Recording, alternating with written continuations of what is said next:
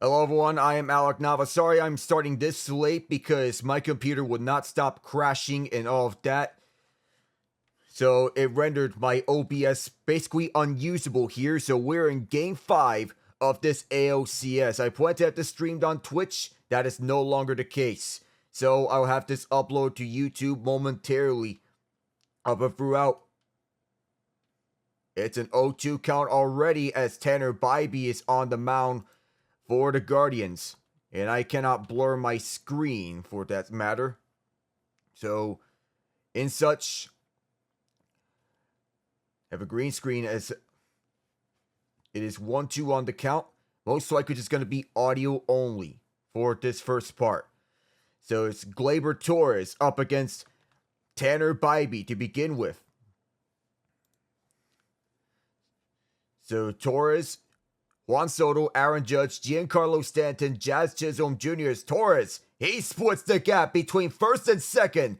It's a leadoff base hit for Gleyber Torres at right center field, and he is on board. Going after that cutter from Bybee. Hit the ball into the hole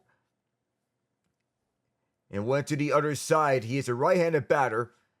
Does so well opposite side that time around. So now up against Soto, who is batting second. The only change on Aaron Boone's lineup is that he switched Giancarlo Stanton and Jazz Chisholm Jr. at the 4 and 5 spots. Stanton at 4, Chisholm at 5th.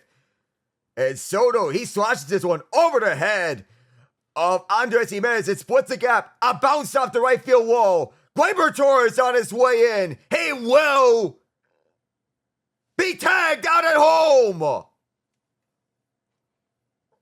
What a thriller to start game 5.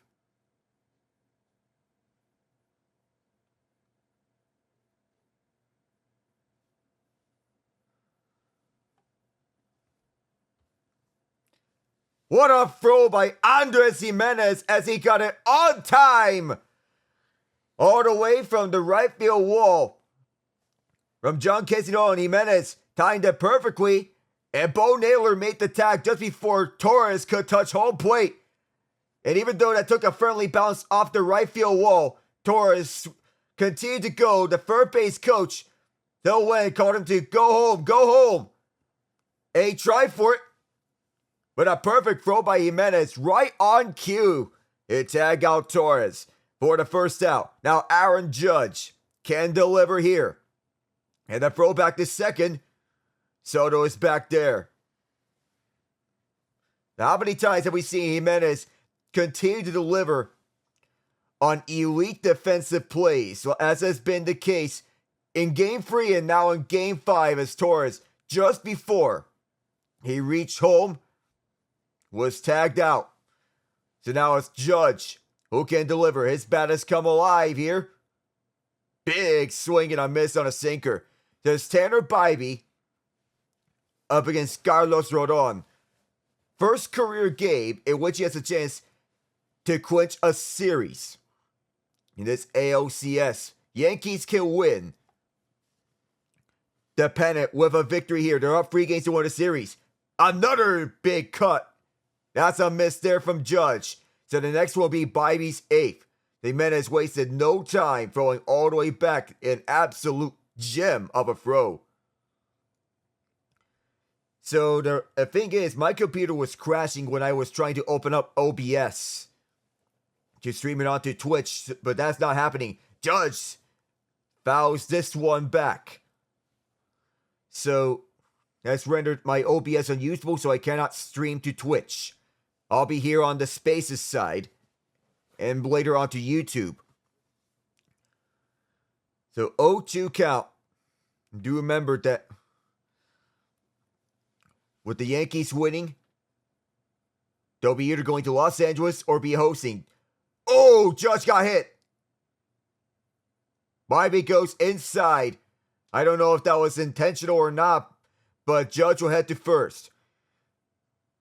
So, while the Yankees coughed up Game 3, they were 1 out for victory. And they nearly coughed up Game 4, but all that matters is that tonight, at Progressive Field, they have a chance to finish the job they came to do in this best-of-7 series. one win away for their first AL pennant in 15 years. Their confidence, even in the middle of their self-inflicted difficulty and late inning drama, defined the Cleveland segment of this ALCS. They know that nothing matters but the bottom line. The Yankees certainly have some standout performers in this game. One of the biggest was Rodon's terrific outing in Game 1. He showed that he had learned from his playoff foible against the Royals, harnessed his emotions in a 6-inning outing, allowing just a run on 3 hits with 9 strikeouts. Rodon said he stayed within, and just control was in front of me. If Rodon can do so again, he can point the Yankees towards the Fall Classic. But as we have seen over the last 2 nights, the Guardians are not going to let them waltz. Big swing and a miss. So 0-1 on the count here. Giancarlo Stanton, who is now a 4th in the order for the Guardians order. Stephen Kwan, David Fry, Jose Ramirez, Lane Thomas, Josh Naylor, that first 5 relatively untouched. John Noel back in the 6th spot. Bo Naylor at 7th. Andres Jimenez at 8th. Ryan Rocchio at 9th. This one fouled to right on a sinker. So there's no guarantee how long as I can go with this computer, as is basically crashed again and trying to open up OBS. If Rodon can do so again, he can point the Yankees towards the Fall Classic. But Stephen Vogt raised eyebrows by pulling Bybee, his top starter, 4 outs into Game 2. And Bybee throws a ball there towards the left. Runners at first and second, Judge and Soto respectively. And with Stanton on board at the plate. Despite Bybee getting a start and the Guards' best in baseball bullpen showing serious vulnerability, Vogt is bound to be aggressive in an elimination game. Back-to-back balls, and Bybee plays out towards the left again. Can the Guards claw their way back, or is it time for another round of bubbly for the Bronx Bombers? If games 3 and 4 are any indication, this answer is going to be very entertaining. 2 balls and 2 strikes. Here's the 2-2. A bouncer and it's fouled back. The Stanton has just 3 hits in this ALCS, but none bigger than a Game 3 go-ahead home run. 15 home runs through MLB history, tied at the most with Carlos Beltran and Nelson Cruz. The control has been a big struggle for Bybee. Big swing and a miss on a cutter. And Stanton's going to sit down. The fans like that. The first K for Bybee. I apologize if I was late to this game. Couldn't get the preview open up. So the Guardians put forth yet another pesky effort. But it was enough, and now their season's on the brink. So as for the Yanks who are on the bat, Rodon had a 3.96 ERA, 4.14 expected ERA in the regular season. And the average exit velocity was above 90 miles an hour. Hard hit rate below average. Oh my goodness, Stanton. Oh, he did hit him. It was his foot. First four-seam fastball of this inning. It's going to be interesting because now with the bases loaded and Jazz Chisholm on board, Anthony Rizzo can deliver. The Yankees have done damage at the plate. Playoff WRC plus of 415 with a 19.8% strikeout rate. I don't know if that hit him. The Guardians took a look at that replay. They want to challenge this. And Stephen Vogt is choosing not to challenge.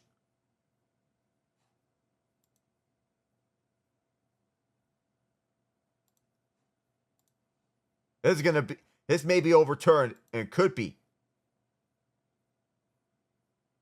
And the umpire is using his ears more than his eyes in this case. That's what I think.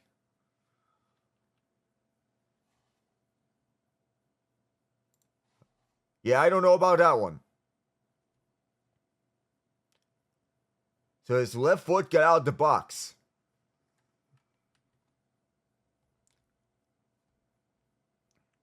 So I feel like it was a phantom call that got away.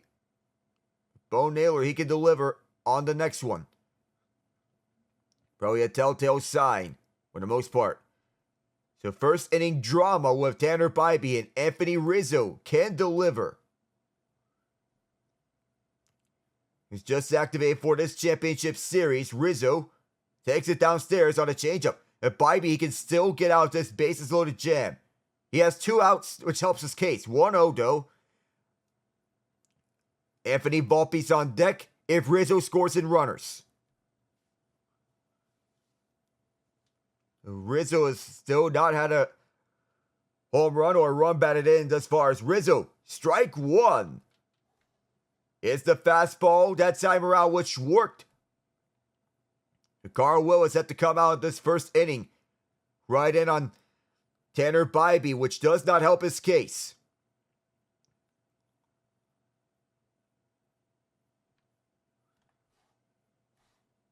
So now, fly ball left field. Is this deep enough? No. Just shy of the warning tracks. Stephen Kwan right there. And a play at the plate. Not there for Anthony Rizzo. Every runner is stranded. We'll be right back in just a moment for the next one. The Guardians.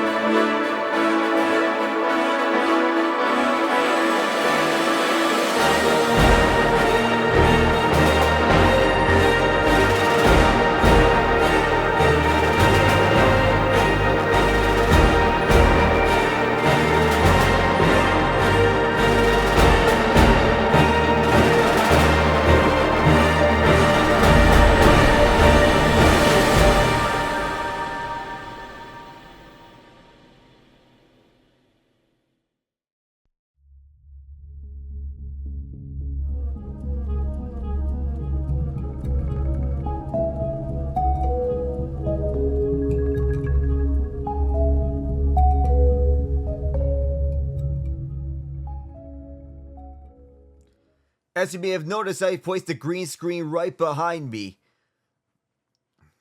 So as to any blurriness as to what is happening. So David Fry back into the rotation on the bats for Stephen Vogt. So now, just like that, it's 1-0, Carlos Rodon.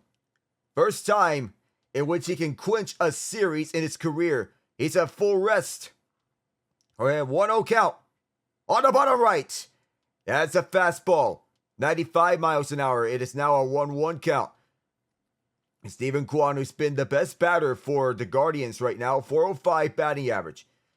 They're batting .290 during the regular season. Oh my goodness. That was not a good swing. It was a breaking ball on a slider that went at 87 miles an hour. Let's throw it on through. Now a 1-2 count. You note that Guardians are waiting for their chance to get something here. They have blown a 3-1 series lead as Kwan fouls this. Kwan has a 15-game on-base streak in the postseason dating back to 2022, which is the longest in Guardians franchise history. The 1-2. To the right. Slider 88. We've had two 15-plus inning games in the 2022 postseason. One of them involved the Guardians, in which they won 1-0. As on the left, and strike free as Kwan gets punched out. The throw to first base as this went in and out of Austin Wells was right on cue between him and Anthony Rizzo, and Rodon starts this outing of a strikeout.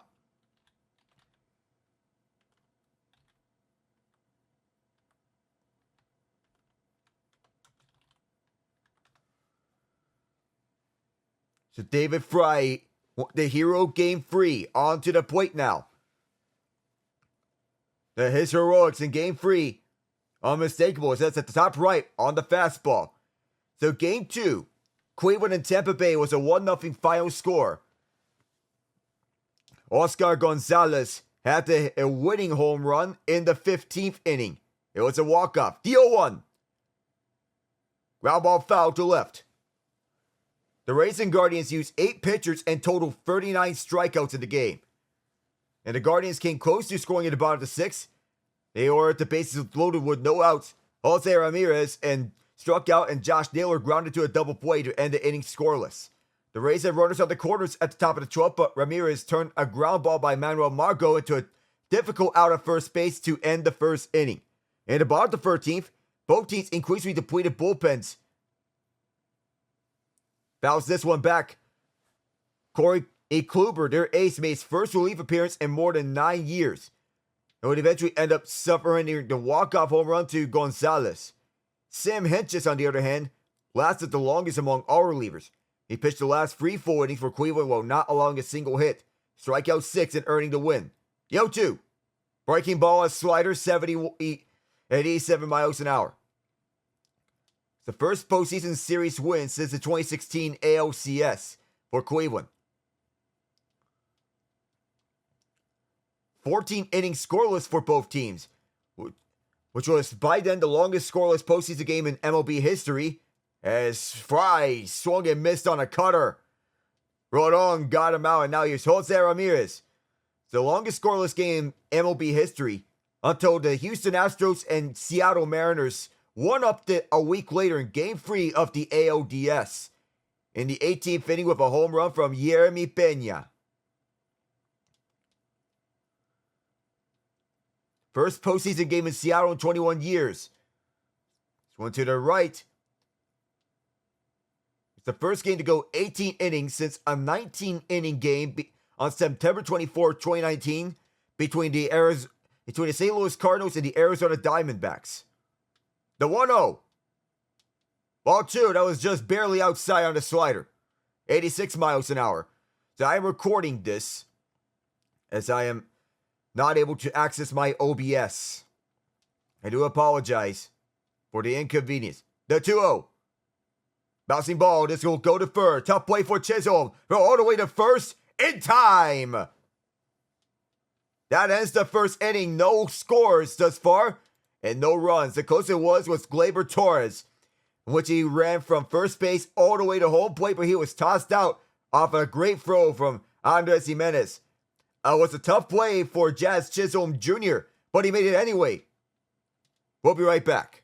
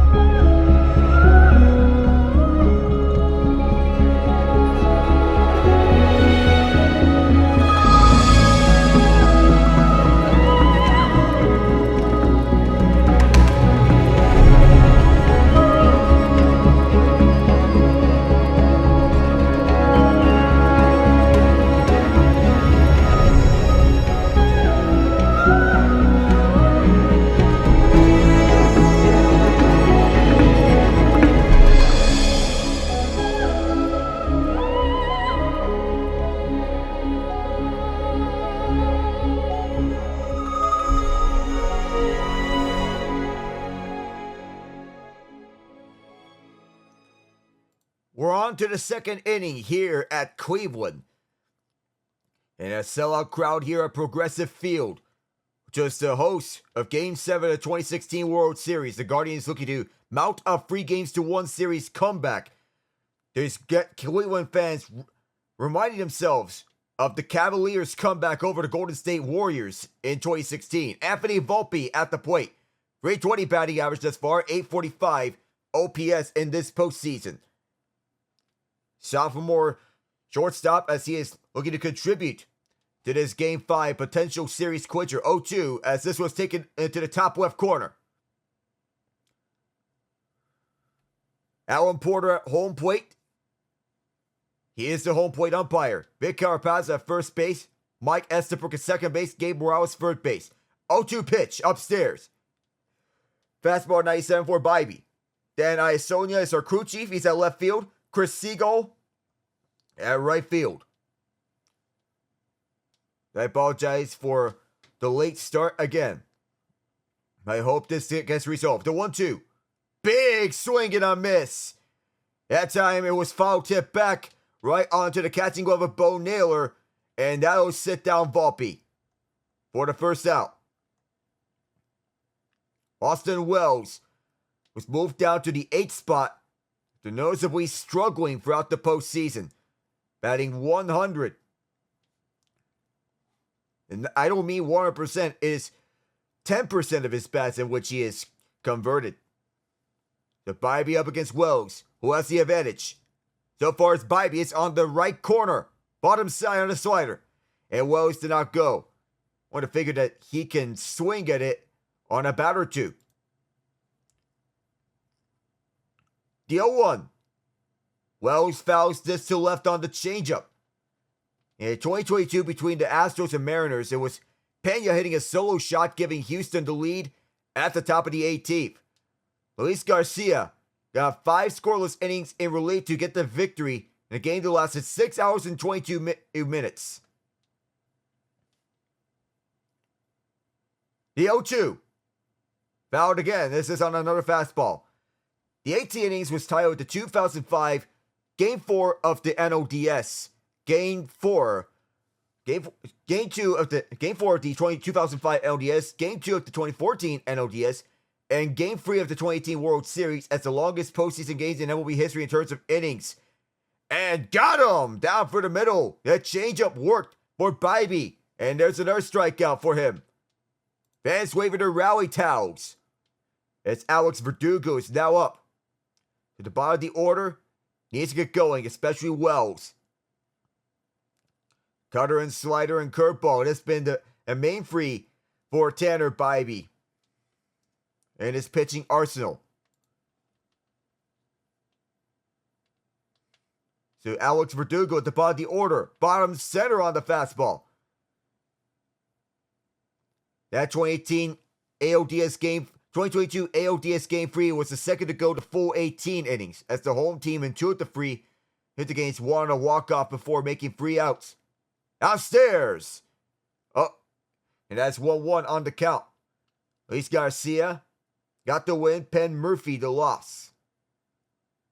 Astros total 11 hits. Seattle 7. 1-1.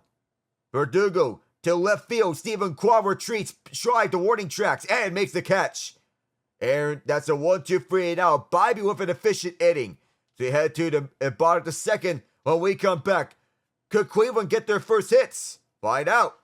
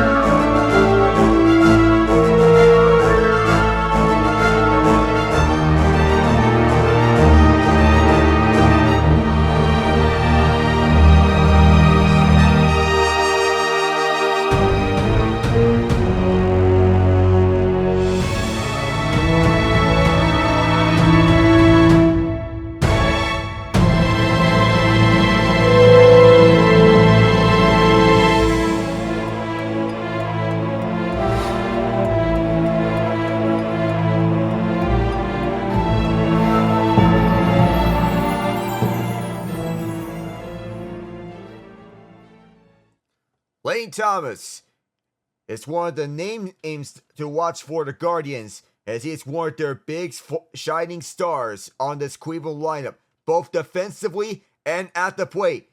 He especially had his best against the Detroit Tigers in the ALDS. As we get back underway, it has strike one at the top right corner on the fastball. A perfect placement for Rodon, who is a strikeout artist. 879 OPS for Thomas so far. Hit one. In and out the glove of Wells. It is now 1-1. As such, it will not be scored as a pass ball, as it will be the case with runners on bases.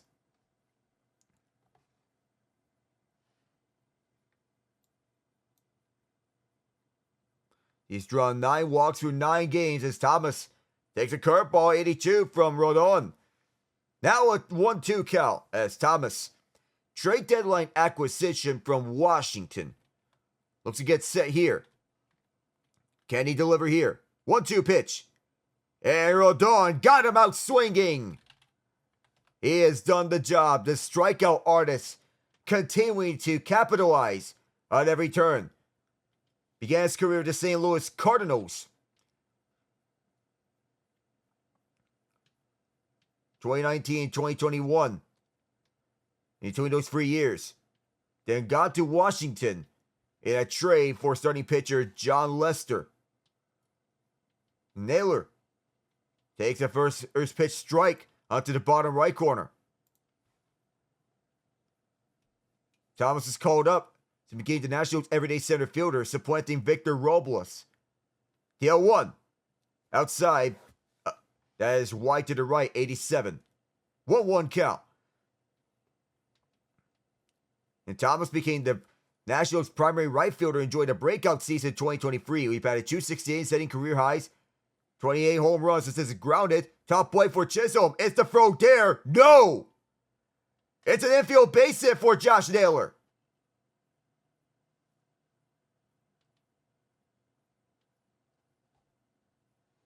Why would you walk when you have wheels like that?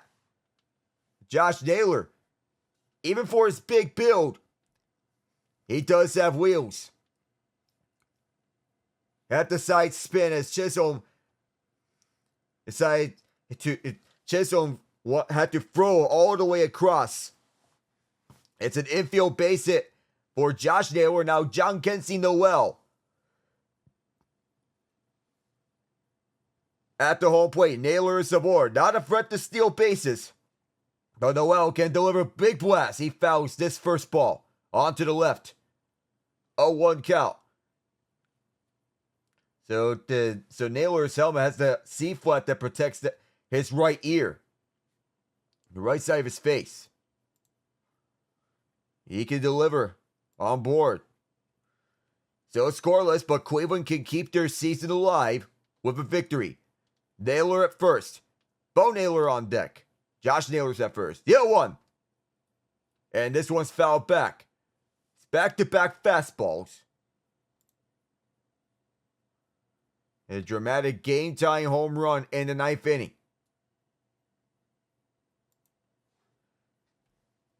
Big Christmas. He is a rookie for them. The 0-2. Oh, that's just foul. Barely. Chisholm wanted to throw it immediately when he caught it, but he had no chance to do so. 0-2. Could have been the start of a double play in such a case. It was a great swing, but Chisholm shifted to his right. Nothing there for him. And John Kensey adjusting his bat a bit. The big right fielder for them. Burst onto the scene. With his at-bats at Baltimore thus far. And now of Noel. Over the way on this 0-2. So the Guardians. It's rookie. Not with the Orioles. He signed with them as an international free agent in 2017. Oh my goodness, that had serious heat on it. He fouled it though on Rodon's 26th pitch. Made his professional debut with the Dominican Summer League Indians, batting .243 with 10 home runs and 34 RBIs through 64 games. Playing the Arizona Leagues, he hit .287 with 6 home runs and 42 RBIs. Big swing and a miss. And Rodon will get another strikeout here. 2 up and 2 away. Bo Naylor now up. And he can score himself and Josh Naylor if everything falls into place. Exactly where Wells swung and missed at it. And a great angle for Carlos Rodon to go at. Towards that top left side. Brothers at first base. They're both Mississauga natives. 0-1 count. 28 pitches in for Rodon.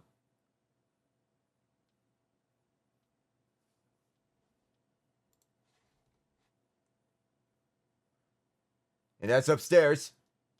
1-1. Their other brother, Miles, plays for the Athletics. And Bo Naylor fouls this one back.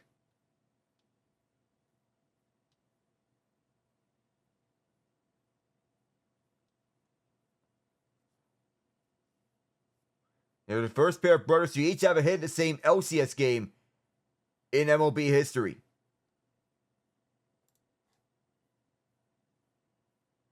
The 1-2. Upstairs again. Fastball 97.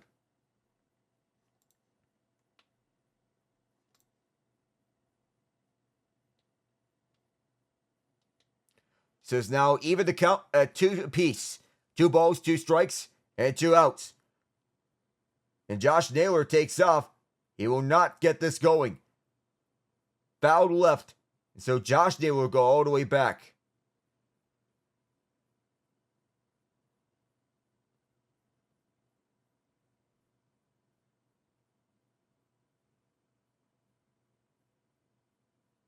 So 2-2.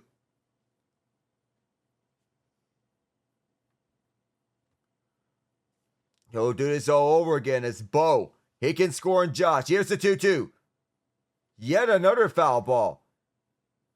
Oh, this can go on for days, I would think. So that's already 4 foul balls that Bo Naylor has hit. So he's liked this swing so much. Doesn't trust him at this time. And the disengagement used, that's the first one. On a failed pickoff for Josh. Andres Jimenez up next if Bo Naylor reaches. Josh is batting .231, Bo batting .111. The 2-2. It popped up. Is this in the way of Austin Wells? No. It will go to the stands.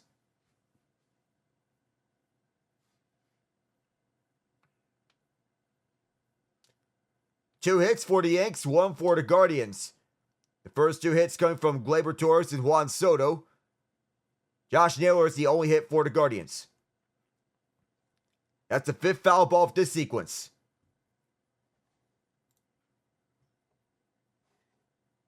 So both managers saw their top relievers get shelled. Wouldn't you know it, that's the 6th foul ball of this sequence. There'll be 9 pitches on this at-bat.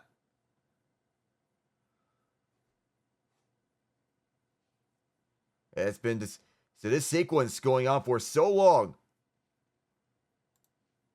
This will be the 9th pitch. 6 of them were foul balls. Yet another 2-2. And that's in the dirt. Blocked. Good stop by Wells. But now the count is full. And with 2 outs. And when the pitch is in the dirt, go in and out.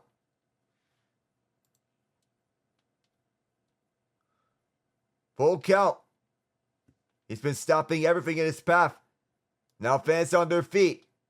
Josh Naylor delivered. Deep right field on a slash.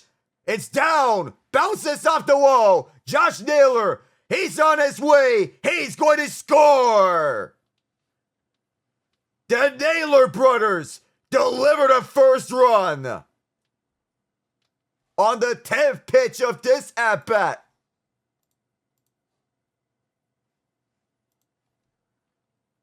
It's bow time in Cleveland.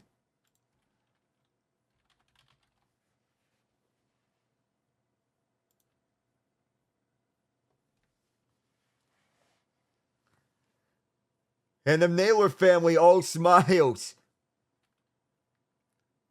as Josh Naylor scores as he goes all the way from first to home. And now Andres Gimenez. It took 10 pitches, but Bo Naylor slashes towards the right field line as Josh Naylor took off and ran with this down immediately as it was a fair ball. A friendly bounce as Juan Soto could not deliver the throw all the way down on time.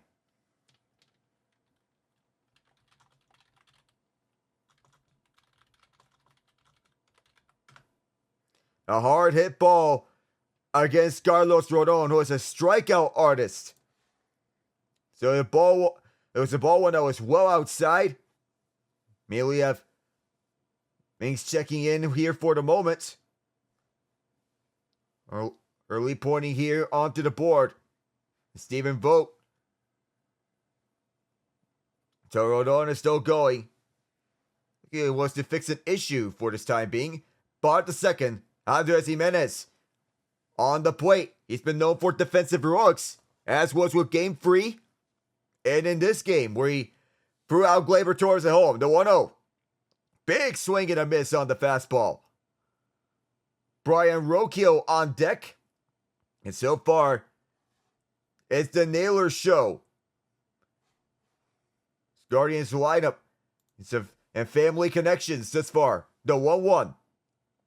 Check swing, he did go.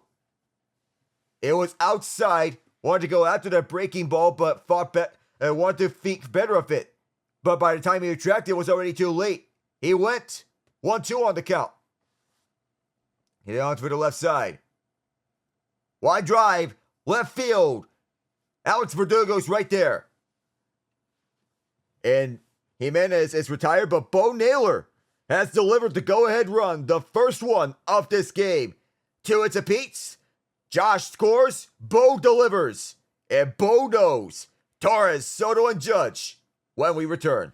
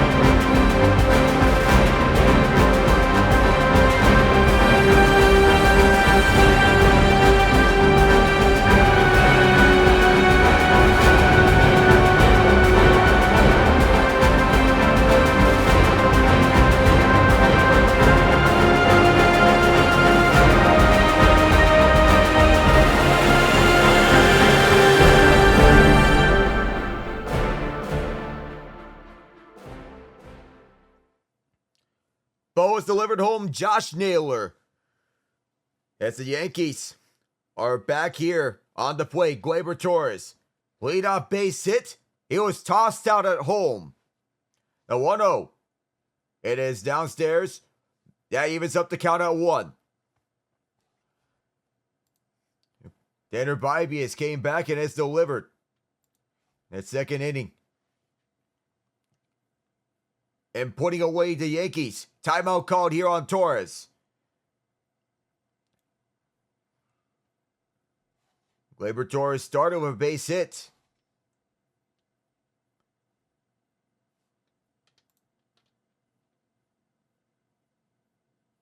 The 1-1. This is skied up. At shallow right. John Kensington steps up, but he is waved off. Andres Jimenez was right there, right before Noel got there. Mets and Dodgers tomorrow at Los Angeles at Dodger Stadium. It's going to be a lot of fun. They get back on track. Juan Soto will be up Monday if necessary. It's Game 6 between the Guardians and the Yankees.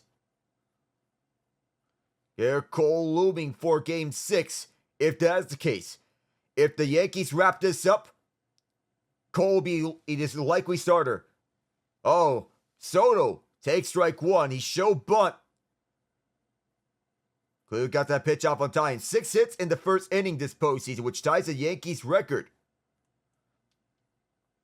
Incredible numbers in that first inning. The 0-1 from Bybee. And a perfect curveball. Bottom center. Go 0-2 on the count.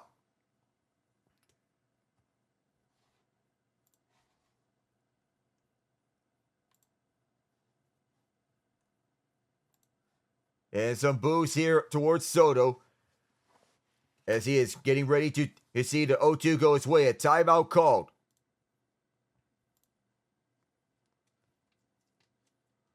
Aaron Judge on deck. Jazz Chisholm moved to 5th. The 0-2 for Soto. Breaking ball, but that slider was downstairs. 84 miles an hour. 1-2 on the count. So Matt Boyd been Cleveland's best pitcher this postseason. Bybee being their ace ever since Shane Bieber was knocked out for the year. 1-2. And Soto delivers and slashes. Picked up by Josh Naylor. He'll throw to Bybee to put away Soto. 2 up and 2 away with Judge on the plate. First and second guys are put out. Let's see what is to come here. Fastball, breaking ball, each and every time has worked for Bybee.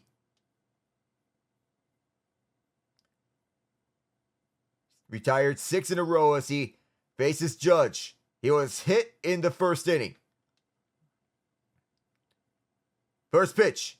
Big cut and a miss. Was downstairs outside of the bottom left corner at 89 miles an hour.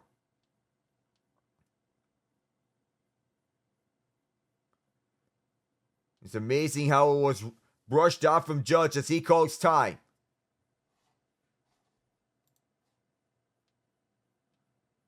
No mound meeting there. As Bybee, he got more comfortable throughout this game. He's 38 pitches in, now the 39th. And that is strike 2 as he does not go at that curveball. 7 of the 12 hitters that Bybee has faced, he is retired. Down to his count. Now the 0-2. And that will result in a 1-2 count, so it's outside left.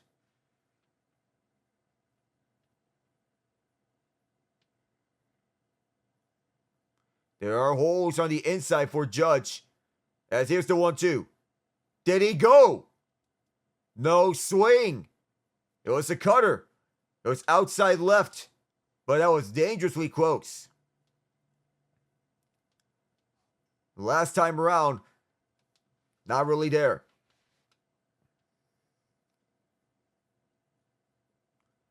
The 2-2. Big curveball. That got Judge fouled out, and he'll sit down after going after that. That goes to the bottom of the third after Bybee has done the job. So it's 1-0 Guardians. Thanks to the Naylor brothers. We'll return in just a moment.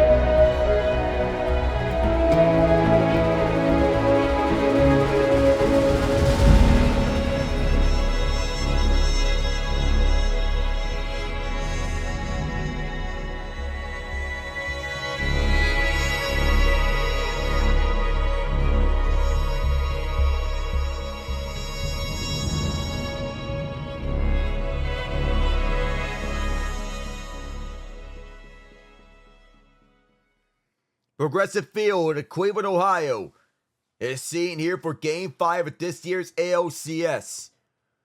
The leading teams at one point in both LCSs have led 3-1 at some point. Dodgers see Game 6 tomorrow. It is 2-0 on the count. Brian Rocchio on the plate. 2-0 count. He's taken 2 balls. Now it's 3 balls. Carlos Rodon. Incredible run for him the way things have started out. Could he get this one over? 1-0 Guardians. 3-0 pitch. And this time it's a fastball. The first 3 were to the outside, the top left. Fastball, slider, curveball. Ball by a fastball was right down for the middle. The 3-1. Foul back. That's back to the fastball for Rodon.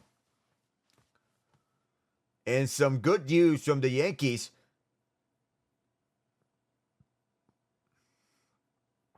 As we go to the injury news, this is Mark Leiter Jr.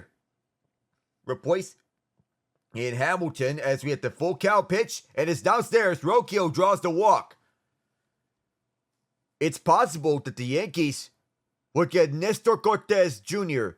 back for the World Series. They attempted to activate Cortes as a mid-series replacement when Hamilton sustained an injury during Game 3 of the ALCS, but decided that it would be too aggressive to skip steps in his recovery. He's scheduled for a live batting practice session. Batting practice session. First pitch for Stephen Kwan. outside as the umpire rolled it. On the 48 pitch for Rodon, 1-0 count. Batting .395 this postseason. He's been going nicely so far as their best batter. That's upstairs on the cutter. First pitch was close, and it could have gone either way. This is now 2-0 on Kwan. Rokio at first on the walk. Last one batted balls, 200 feet or less, 32% of the time have been to right center field. Kwan flies this one and fouls it. 2 balls and a strike as this was to the left. 2-1 count. So Kwan had a great first half of the year. Then an up and down second half of the year. First time All-Star. This is his third season in the big leagues. The 2-1. Fouled up, flied up, and this will go to center field. Aaron Judge there. No movement. As Rokio goes back to first. There's the first out. So as to why my OBS could be crashing my computer. So OBS recommends having at least 4 gigabytes of RAM to use the software. Low RAM can cause crashes, freezes, and slow performance. Running other programs while using OBS can also strain system resources. And overheating can also damage RAM and lead to crashes. Low drive and a miss. It is 0-1 on the count. David Fry, 0 for 1 of a strikeout.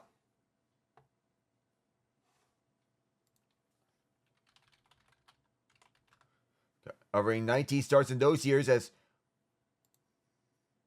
0-2 on this count.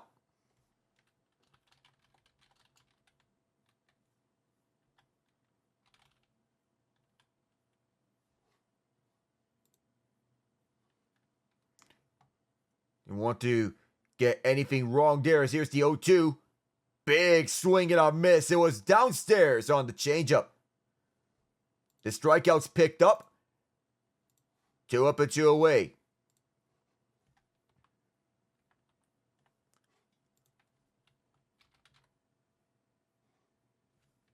So pitch heavy, fastball and slider.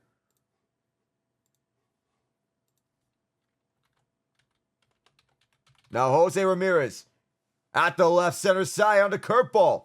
Good placement for Rodon. This is 0-1. Grounded out on the first appearance. .219 batting average. He's been Cleveland's superstar. It's to continue playing like it. Because so far it's not been the case. And the pickoff is no good. Maybe one of the good hopes for the Guardians in advancing to the World Series.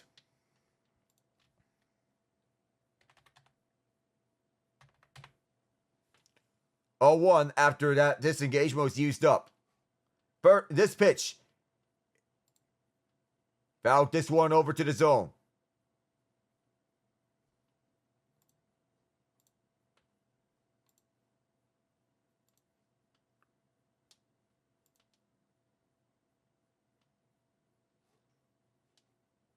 So Aaron Judge at center field. Could this be going on the way that it should be for Cleveland? 0-2. Upstairs. Oh, Ramirez had to go out the way. It's a big cutter. Jose Ramirez in this game to get anything going. 1-2 on this count. Here's this pitch. Ground ball. It will be picked up. And Gleyber Torres will send it to Anthony Rizzo. That gets us to the end free. Cleveland up 1-0. Doing a good job of limiting the Yankees' runs for 3 innings. We'll return in just a moment.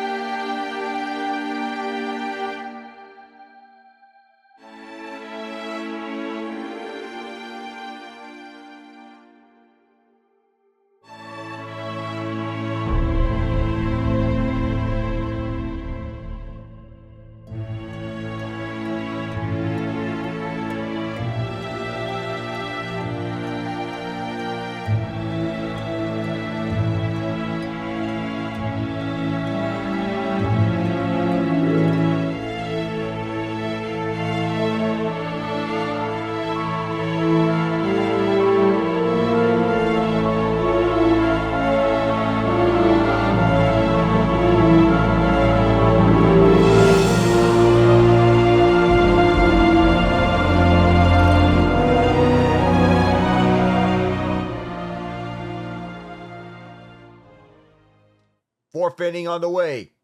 As we're back here in Cleveland. I'm Alec Nava. Welcome on board, everyone. 1-0 Guardians lead here in Game 5. Season on the line. So Giancarlo Stanton, bottom center. 1-0 here. Stanton in Yankees history for 35 postseason games. 15 home runs. That's tied for the most with Babe Ruth. Insane to think about. As here's the 0-1. On the bottom left side. Now it's a 1-0-2 count.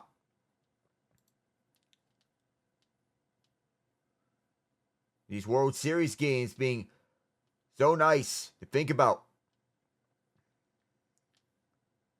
The 0-2. Foul back. I'm wondering how things can work out. On the other hand, if I can't use OBS, the crowd control B. 2 strikes looking. Curveball cutter.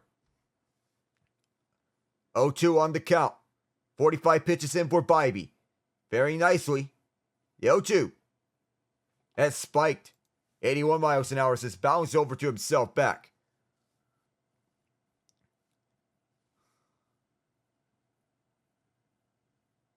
See, Stanton's been moved a lot at Yankee Stadium. As he's chasing chasing those balls and hitting them for home runs most of the time. But not that time! He got struck out on a cutter as he went after it, chased it, and was to the left of the zone. Now Jazz Chisholm Jr. Can he deliver? He's been the big trade deadline acquisition for the Yankees. There have been tough days for some, and for others, it's been easy days. So now this first pitch is downstairs for Chisholm.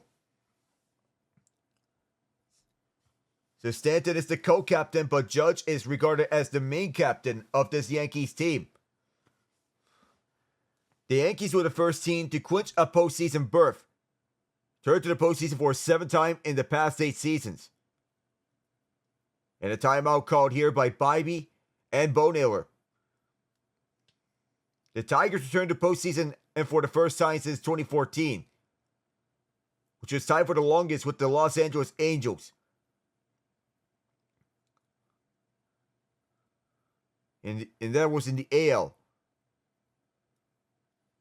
The Mets and Braves clinch. The Diamondbacks, the defending NL champions, were eliminated, which marked the first time since 2007 neither team from the previous year's World Series appeared in the playoffs. In the division series, every series was tied 1-1 for the first 2 games for the first time in the history of the MLB. Interesting note. First meeting between the Astros and Tigers. The Astros winning the regular season series 4-2. The Orioles meeting for the second time with the Royals. Previous time was in 2014 in the ALCS. Won by the Royals in a 4-game sweep before falling in the World Series. The 1-0 count. Chisholm. Big swing and a miss downstairs. Well on the fastball. The Mets and Brewers meeting for the first time. Braves and Padres, second time, last being in 1998 in the NLCS. The Padres won before losing in the World Series. The 1-1. Another swing and a miss. The changeup. That time it worked. And now Bibee is ahead of the count. 50 pitches into his night. Now everyone on their feet as they're standing up one by one.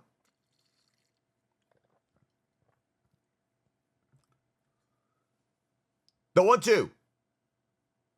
On the ground is a bouncer. Picked up by Rocchio, who delivers the out. 2 up and 2 away. So 9 in a row for Bibee.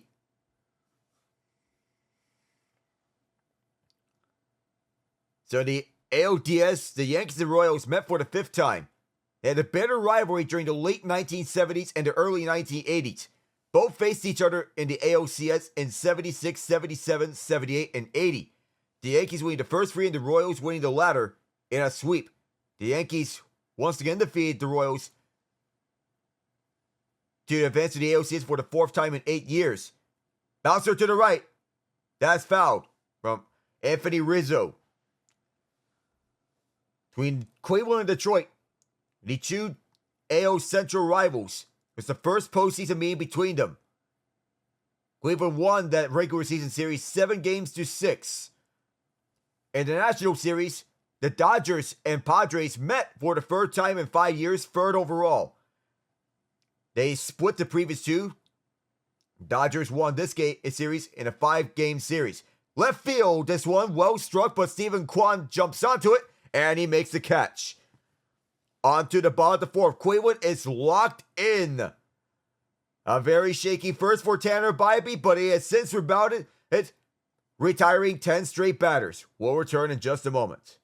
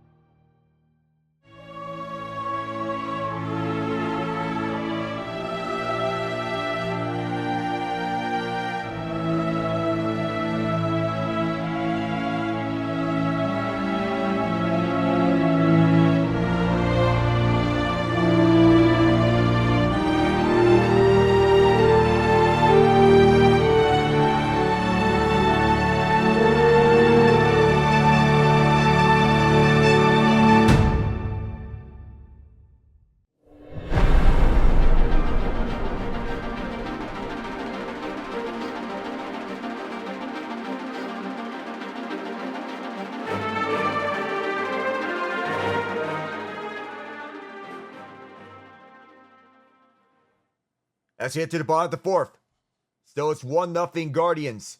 Once again, apologies for the late start, as I was trying to get everything set, so I won't be operating OBS for a while. 1-0 Guardians. And Thomas lines this one up. Jazz Chisholm, out number one. One pitch and 1 out as Thomas gets put away by Chisholm. Right out the gate, the Phillies and Mets meeting for the first time between these two rivals in the NLDS. This was line to left, but Chisholm did not move that much. It was a hard hit ball, but Chisholm unfazed. Now, Josh Naylor, he delivered the first run at this game, thanks to his brother Bo. Paging Miles Naylor, maybe? We don't know as of yet. This one, 0-1 is in the air. Onto left field, Alex Verdugo. He's got it. Shot at the warning tracks for the second out of the bottom of the fourth.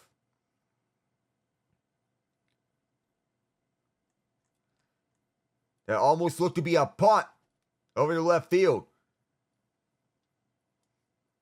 Game 4 lasted 3 hours and 27 minutes in total. Though I was naughty list from one of the It signs Aaron Boone, Aaron Judge, Giancarlo Stanton, Juan Soto. Could Big Christmas deliver again here in Cleveland? Every game has been decided by at most 3 runs in this ALCS. This is the first edition of the ALCS since 2016 to not feature the Houston Astros. Slider is down through the middle at 83 for Noel. So the Astros previously made 7 straight appearances from 2017 to 2023. It's also the first time since 2000 that both teams from New York City appeared in the LCS. Noel, shallow right. Who wants it? Rizzo and Torres both there. And John Kessie Noel put away. 1-2-3 it out as we head to the 5th in this low-scoring affair. We'll return in just a moment.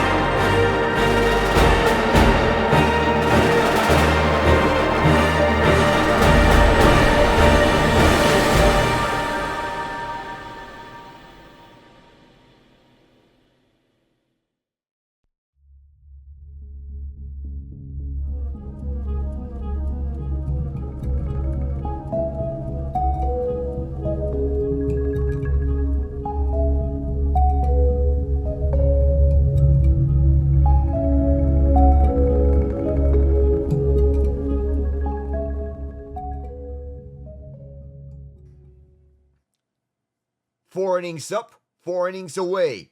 5 more to go as we're at the top of the 5th. Guardians have the lone run.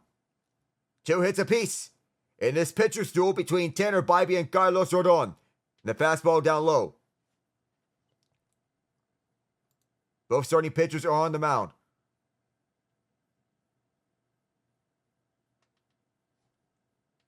So Anthony Volpe will start off. Then Austin Wells, Alex Verdugo up next. 2-0 on the count. And both bullpens, which are directly adjacent to each other. So that's a very, very bold strategy there to have both of the bullpens adjacent to one another. So Bybee coming back. Have to see who will be the first reliever on for either side. At the right line on the first one. Slider at 82. 2-1.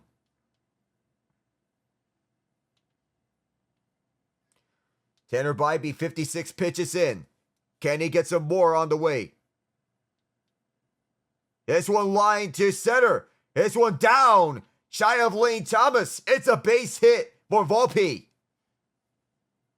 That gets into a single. A sharp strike. There's the approval of Aaron Judge and Jazz Chisholm Jr.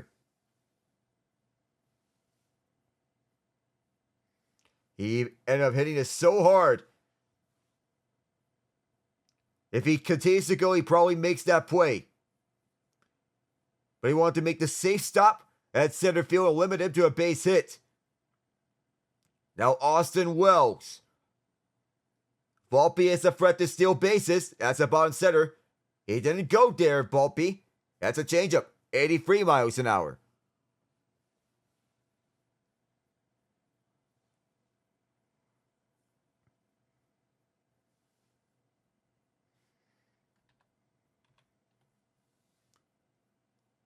So Wells homered last night. He grounds this one. It's just a chance for two. One is gone. The second one in time. 2 up and 2 away. Volpe put out. And Wells put out 2. A 6-4 free double play. In the nick of time as Jimenez delivered to Naylor. This bouncer got to Rocchio. Jimenez put away Anthony Volpe. And then the throw all the way to Josh Naylor was right there on cue. However, it appears that Aaron Boone is challenging. Oh, that looks to be simultaneous. That looks to be very close. Has to get into the letter actually right before the foot was right down. It has to be. It's very close. So they're looking at it every sense of the direction. And I think Wells, he might have gotten that foot down right before the catch was made. So it's going to be 1 out.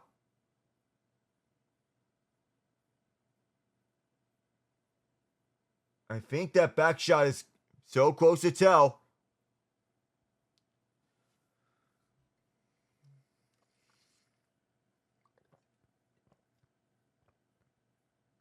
And it looks like it's very close. You have to look at it from every angle. Did he field it before the foot was down?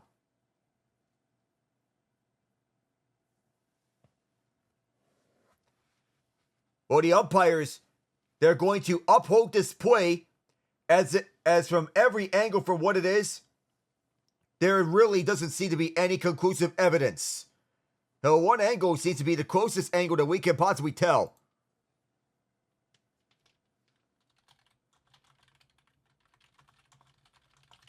Venezuelan combination at second base. Rocchio and Jimenez.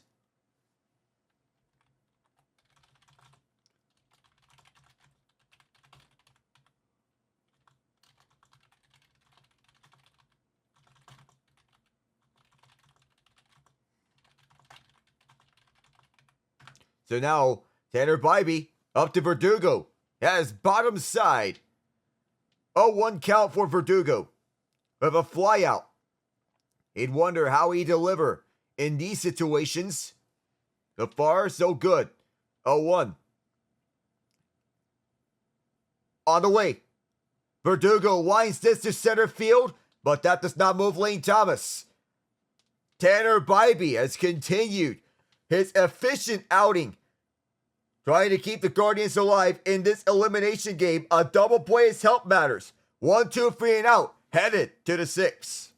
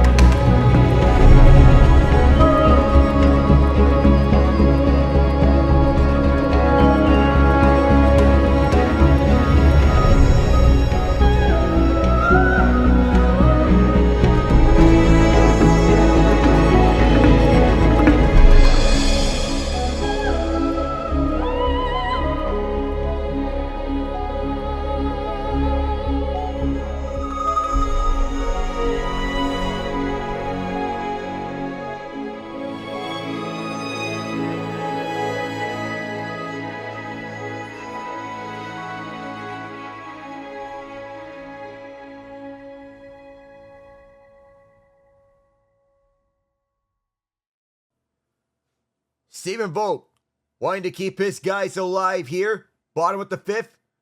To the Yankees. Put away to get their next chance at the 6th inning. As Bo Naylor, he fouls this one back. So Rodon gave up a run in the second inning.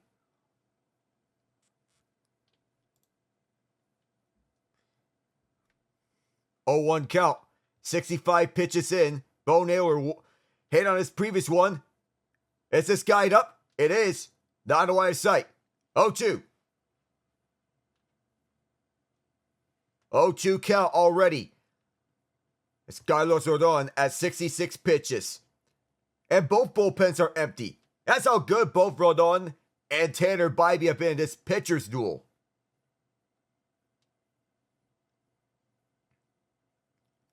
Mark Leiter Jr. was utilized yesterday as this one spiked to the dirt, 89.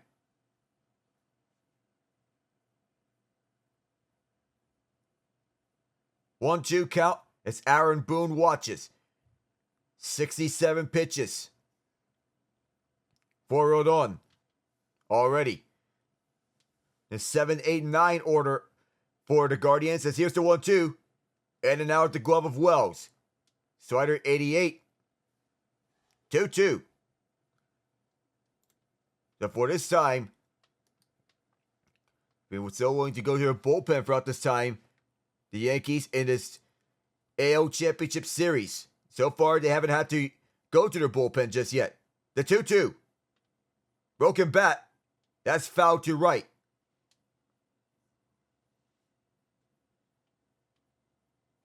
Those are actually napkins, I believe. This is some inside hitters as well. You have Naylor getting out to the plate. He's been delivering time and time. Bo Naylor on the 2-2. It's in the air. Shallow center. Gleyber Torres will handle this one. He's got it. One up and one away. 70 pitches in for Rodon.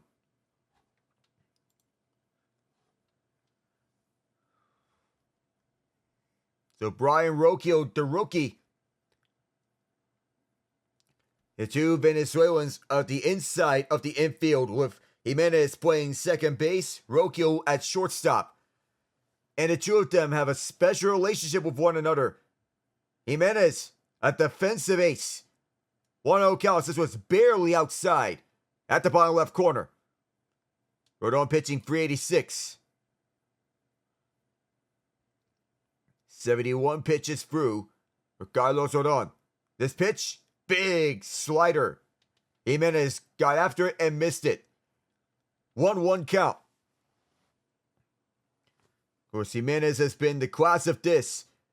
0 for 1 of a flyout. The 1-1.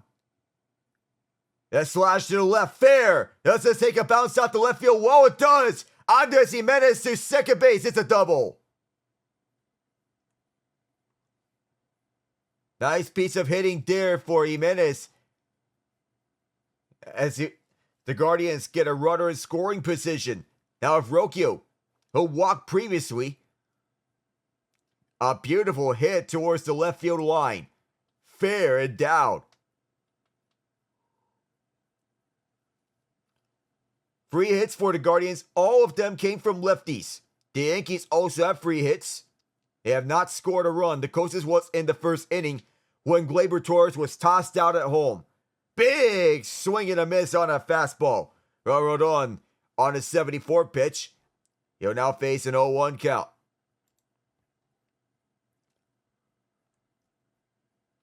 Ratio facing righties to lefties. Usually been there. 0-1 has another swing and a miss. That changeup worked for Rodon. Strikeout artist.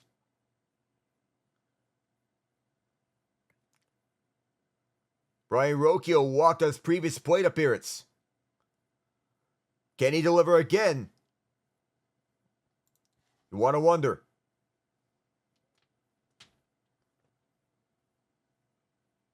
Rodon looks his second. Jimenez is there. The 0-2. That's downstairs. 1-2 on this count.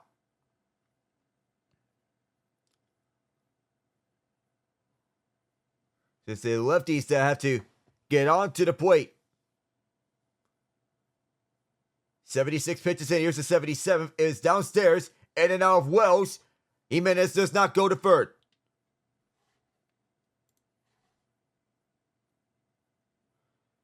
Steven Kwan is due next. Can he deliver here? To maintain poise and everything around those lines. Rocchio. Runner at second is Jimenez. With one out. The 78 pitch will roll on. Big swing and a miss.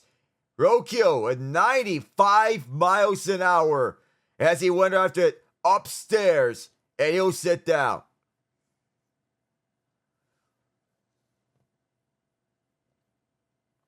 Rodon feels the moment there, but Rocchio, he chases this. It's actually 99, that fastball from Rodon, who's now at 6 strikeouts. Now Steven Kwan, he's up. First pitch. Kwan hit on that one over the left. Fouled that one 0-1. Struck out and flew out.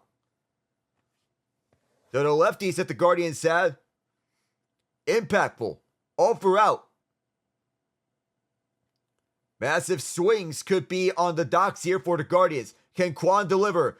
Offers center field. Andres Jimenez on the way to home. The throw is off. And the throw to first safe. Kwan scores in Jimenez. 2-0.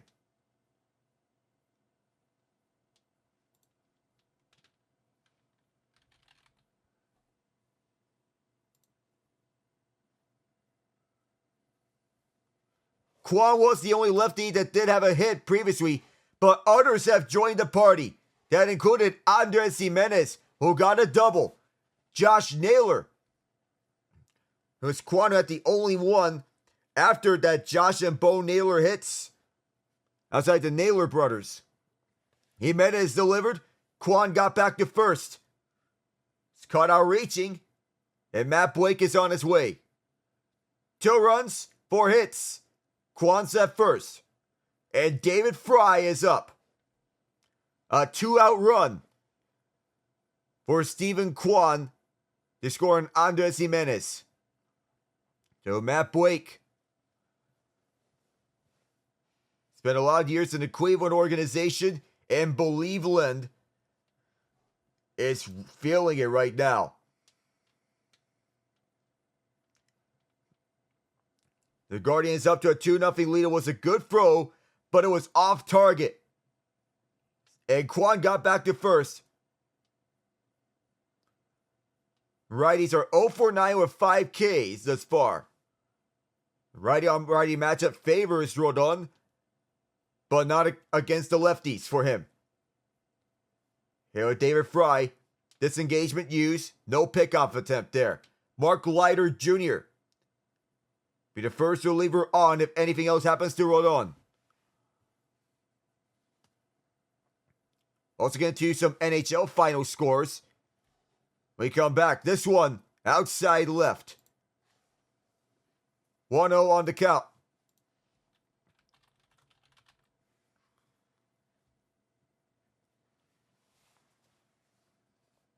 So the first man up is Leiter from the bullpen. 1-0 pitch, upstairs. 2-0 now.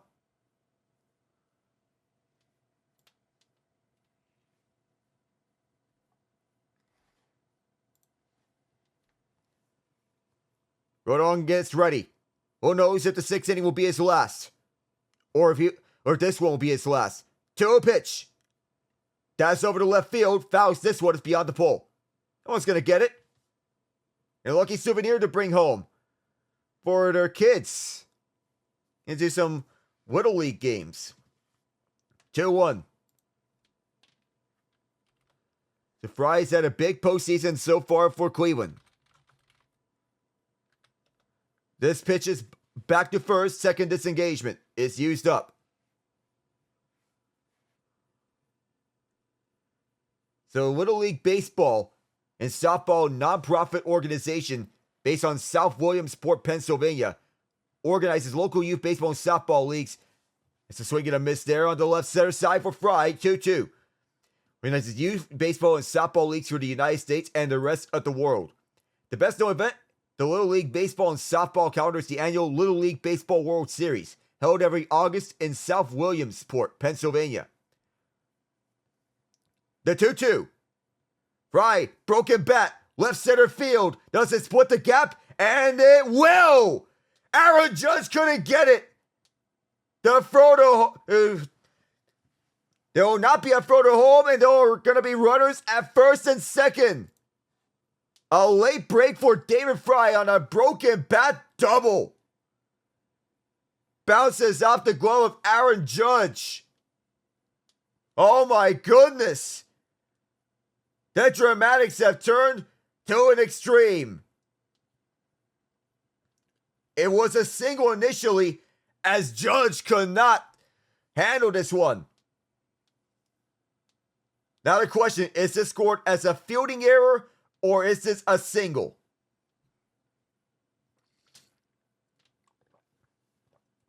His glove gets tangled up, and that's going to do it for Carlos Rodon. The bottom of the fifth, Mark Whiter Jr., first man up for the Yankees on the bullpen of Jose Ramirez, who is facing Fry and Kwan at second and third. Will return.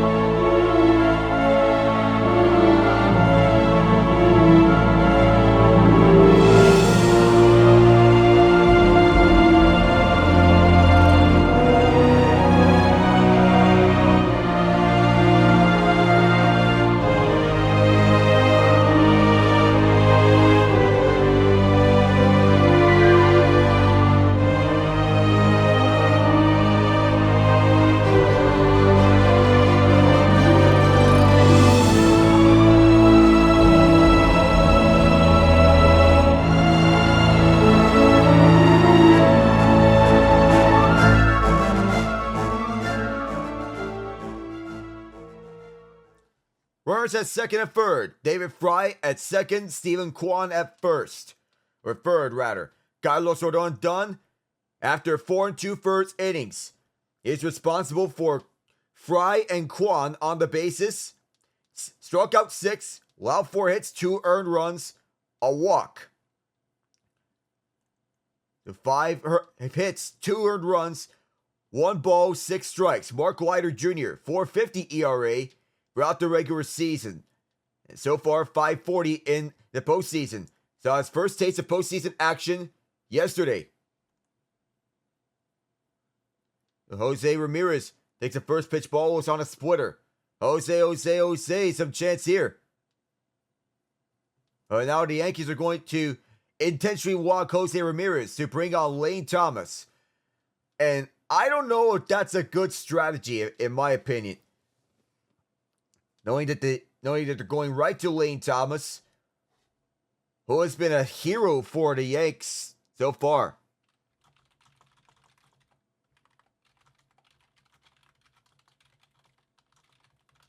So now Thomas, can he deliver? It's a bouncer, picked up. He'll be a throw to first in time. So that ends the inning. Mark Leiter Jr. does the job, and intentionally walking Jose Ramirez does not allow another run. So the concerns I had about Leiter intentionally walking Ramirez quieted down. So the damage done. Here's just 1 run in the 5th inning. The 6th for the Yanks in a moment.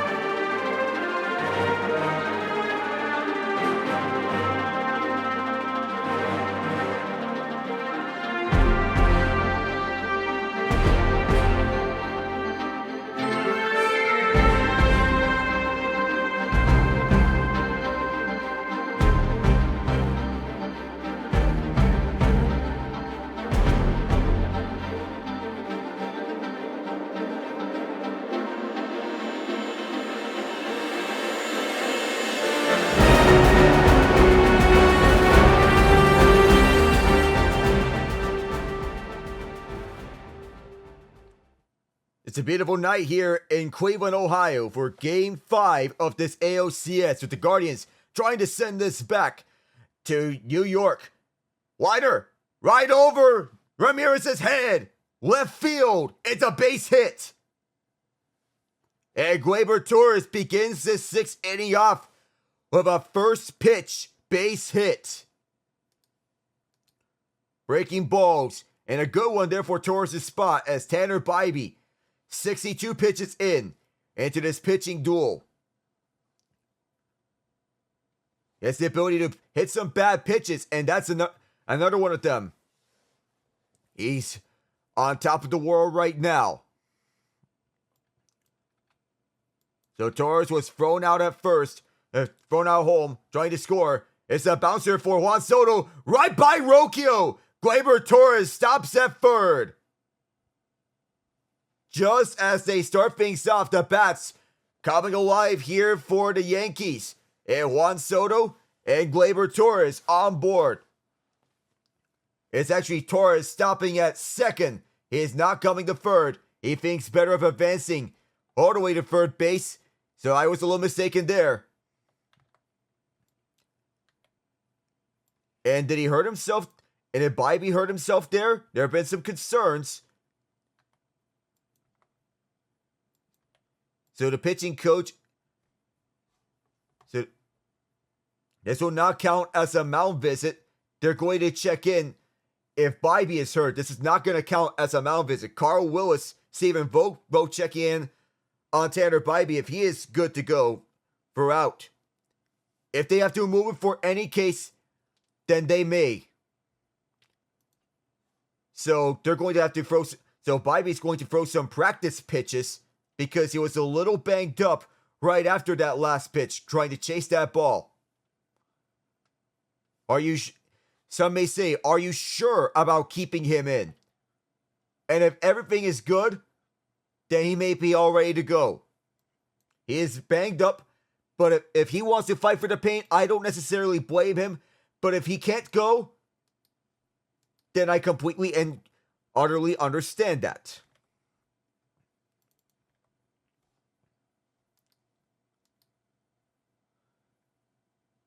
So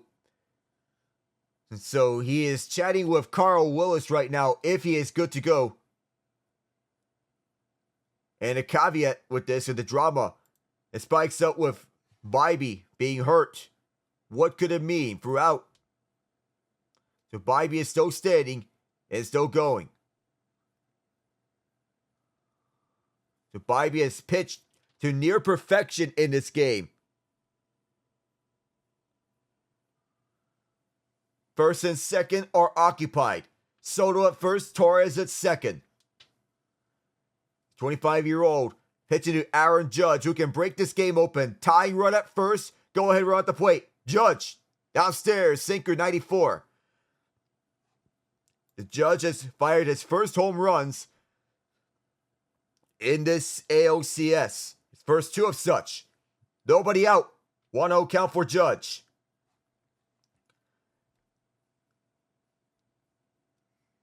Bibee delivers the 1-0. Fit it on the bottom line. Sinker at 93 miles an hour. And a good placement for Judge, as that evens up the count at 1 apiece. 65 pitches for Bibee. And fighting through the pain. He has a terrific changeup in his pitch arsenal. The 1-1. Outside right. Judge dodged that one. 95 miles an hour. And it becomes 2-1 on the count.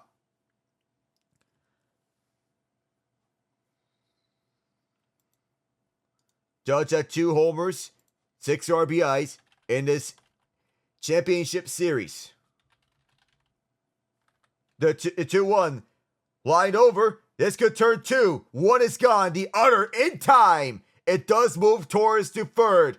So the go-ahead run no longer available. Tying run at the plate with Giancarlo Stanton. Both Soto and Judge punched out. Torres at third. So out in front is Judge, and that changeup worked to perfection for Bibee. A 6-4 free double play as Rocchio to Jimenez to Josh Naylor.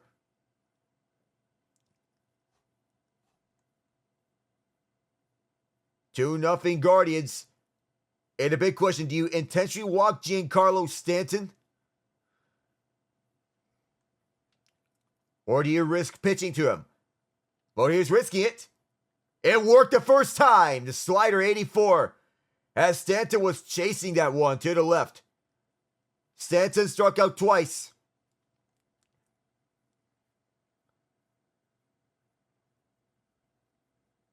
The Jazz Chisholm Jr. due next. Low drive and a miss. Once again, the changeup working for Bibee.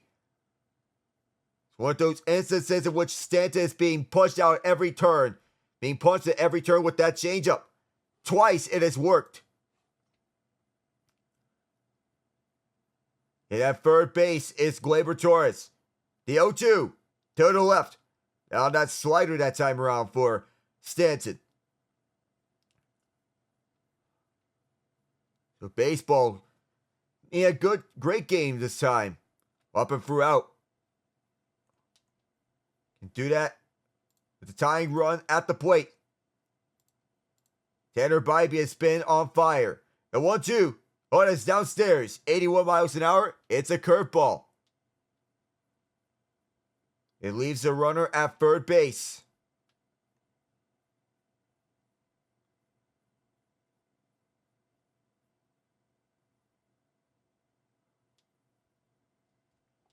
Two on the count. Right on Stanton. 72 pitches in. Oh, and now it's a full count. It's a changeup. At that time, Stanton made sure to not swing at it. Jazz Chisholm Jr. on deck. It is now a full count. He's not throwing a fastball on this sequence. 2 outs in this inning. Full count. We'll see what Bibee can deliver. Payoff pitch. Line drive to left center field. And this one is a tie ball game. Giancarlo with a Bronx bomb.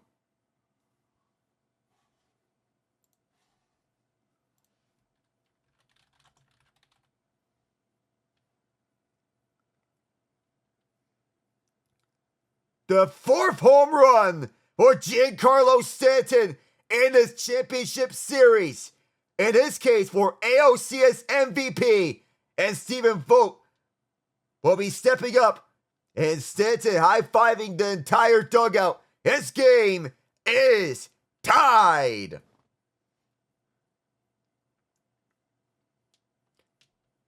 A clutch moment for Giancarlo as he pulls Bibee.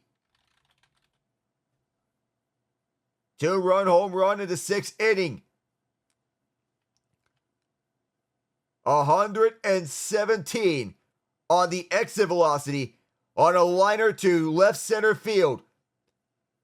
Just a calm demeanor from him. No bat flip until afterwards. As he hit that, he knew it's gone. Back in a moment.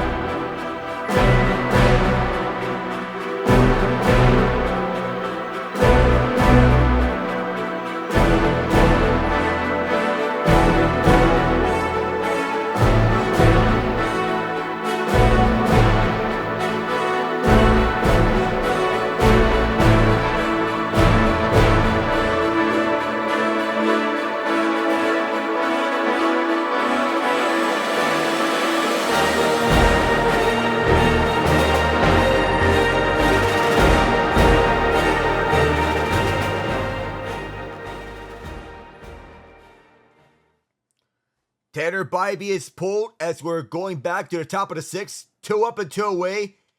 And while Aaron Judge could not deliver the go-ahead run, Giancarlo Stanton delivered a tying run. A double play put away both Judge and Juan Soto, but Stanton scores in both himself and Gleyber Torres. 446 feet left center on a line drive. He has tied this game at 6. So we're at the 6th inning. 16 home runs through 36 postseason games in MLB history. Moving ahead of Babe Ruth. Jazz Chisholm Jr. fouls this one back, and it's 0-2 on the count. Cade Smith is the first reliever.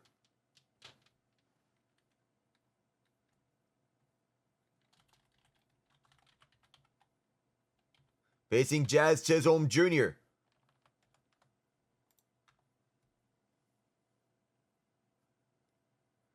0-2 on this count. Smith delivering to Chisholm, who has not seen a lot of success as of late. 0-2. Just outside to the right.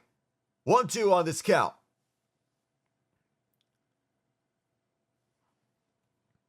So 8 for 40 this far in his postseason career. At the bat, the 1-2. Just to the right. Barely. 2-2. Fans don't like it. But that was barely to the right of the zone. Back-to-back splitters at that same placement. The 2-2. Big swing and a miss. The fastball strikes out Chisholm again. Guardians back up. Giancarlo, lightning quick. With his bullet to left center field, he has knotted this game up 2 apiece. To lead off the bottom of the 6th, Josh Naylor.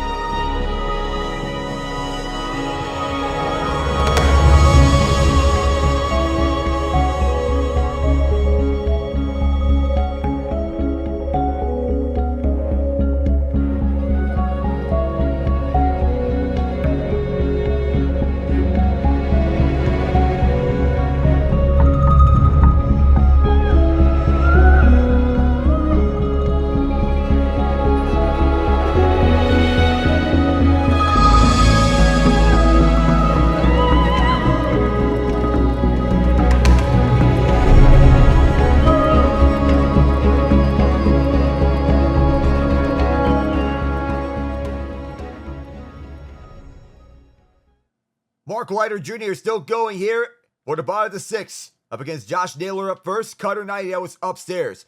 Giancarlo Stanton may win ALCS MVP if the Yankees hold on to win this game. That's where we sit right now. All knotted up at 2. John Kenzie Noel right after Josh Naylor on this batting order with a 1-0. Well, outside on the bottom left corner at 73 on the curveball. Tim Hill, sidearm maestro, warming up at the Yankee bullpen. Mark Leiter Jr. going first in this bullpen order. Hill was the one next up. The 2-0. That's outside again. This time even more to the left. 3-0 on the count. This game coming down to the bullpen for the Yankees and the Guardians. Considering how many pitches that were utilized, not be surprised if the bullpen gets utilized for the rest of this game. Strike one, that's at the top right corner on the cutter. 3 balls and a strike. Noel is 0 for 2. An early Christmas miracle was delivered in Game 3. Could another Christmas miracle be delivered here in Game 5? There's strike 2 on the cutter at the left line. Perfect pitch by Leiter Jr. He delivers it right onto that left line at the bottom corner for Josh Naylor. And a timeout called.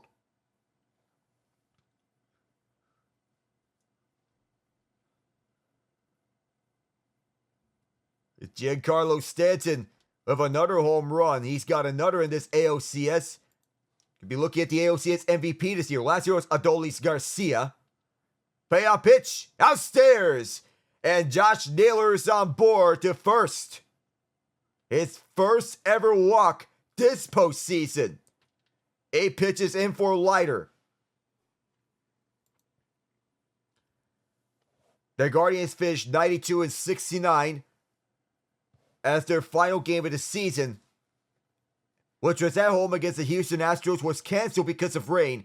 It will not be made up, as the Astros already clinched their division.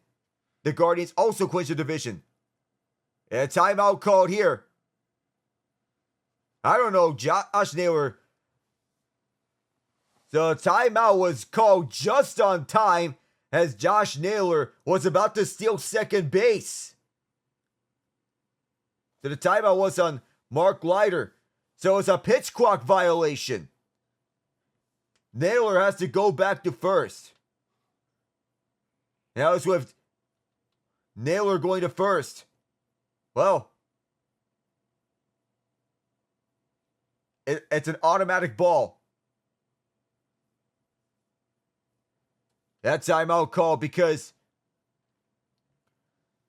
the pitch clock expired, and this one just misses top right, a little upstairs on the curveball. So 2 balls, one of them was automatic because the pitch clock expired. Whenever the pitch clock expires, it's an automatic ball. So John Kenzie Noel, one of the heroes for the Guardians. The 2-0. Swinging a foul back. And that was a violent swing for Noel. He's lucky he didn't break that bat. He got some final scores in the NHL side. The Ottawa Senators began with a shocking 5-4 victory over the Tampa Bay Lightning to end their undefeated bid. Drake Batherson was excellent, 2 goals. 1 on the power play. Jake Gensel gets his first as a Bolt. 2-1 pitch, outside left, another curveball. Noah Gregor's shorthanded goal proved to be the difference for Ottawa. It was a winning goal at 6:17 at the third period. Josh Norris and Brady Tkachuk, the other goals for the Sens. Nikita Kucherov, Nick Paul, and Mitchell Chaffee for the Bolts, the other goals. The 3-1. John Kenzie Noel fouls this one. Is now a full count. The Nashville Predators, after spending the most money in the offseason out of any team, are now 0-5-0 to start the year. Ouch. Spike goals from Luke Shen and Steven Stamkos. It was all Detroit. Vladimir Tarasenko, Dylan Larkin on the man advantage, Andrew Kopp twice, and Simon Edvinsson. The Edvinsson and second Kopp goal were on the empty net. Mark Leiter Jr. being patient with this as the pitch clock down to 10. 4-1 Stars at Dallas. Matt Duchene scored twice. Rope hits and Jason Robertson also for the Stars. And some pitch miscommunications between Leiter and Austin Wells as Wells is communicating with the umpire. Here's some disruptions on the pitch comms. Leon Draisaitl with the lone goal for Edmonton. That was already with the game out of hand. The Florida Panthers bounced back with an overtime victory over the Vegas Golden Knights. These two faced off in the Stanley Cup Final in 2023. So the pitch comms interrupted. Tanner Pearson, Keegan Colasar, and Brett Howden for Vegas. Sam Reinhart, Sam Bennett, power play. Angelo Storinen, and Gustav Forthling for Florida. Forthling with 17 seconds left in overtime. The New York Rangers get a 4-1 victory over the Toronto Maple Leafs. Alexei Lafreniere, Chris Kreider twice, and Artemi Panarin. It was 2-1 for much of this third period between the Rags and the Leafs. Austin Matthews had the lone Toronto goal. It was to the end of the pitch clock, but the pitch comms were interrupted by then. So now that we're back here, everything is all set. So the pitch comms are back on track and they have been repaired. 3 balls, 2 strikes, nobody out, runner at first. Pitch on the way. John Kenzie Noel, he'll deliver to shallow left. Jazz Chisholm there. At the same time, Anthony Volpe. Here's the catch. And no throw to second. One up and one away, Josh Naylor at first. So Aaron Boone is coming out that Yankees dugout. 13 pitches into Leiter's night.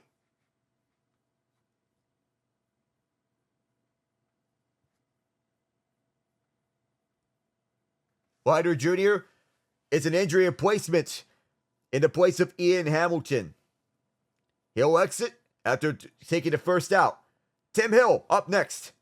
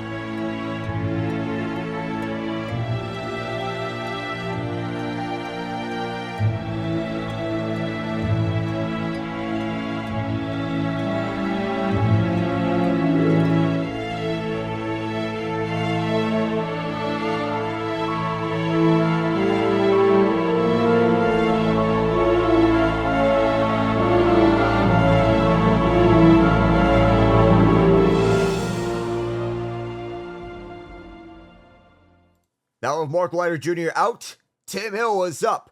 He is the next reliever up for New York. And his bullpen has been so impressive this postseason. Guardians have statistically been the best bullpen in terms of ERA in the regular season. Postseason, however, is a different story, especially for Emmanuel Clase.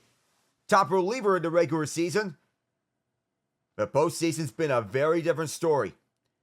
Some nominate him for the Cy Young talks.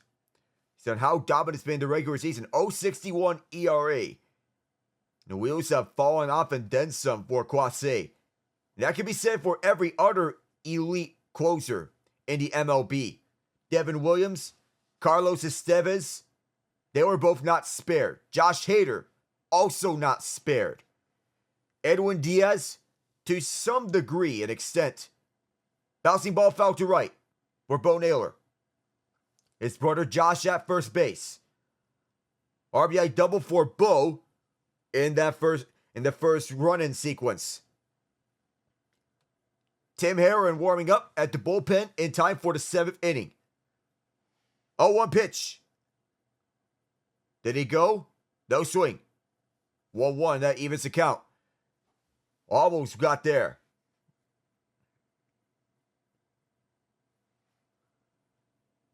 So Bo Naylor back on the plate with Josh Naylor at first. Does it sound familiar? Wide drive to right. Juan Soto sees it go shy of him.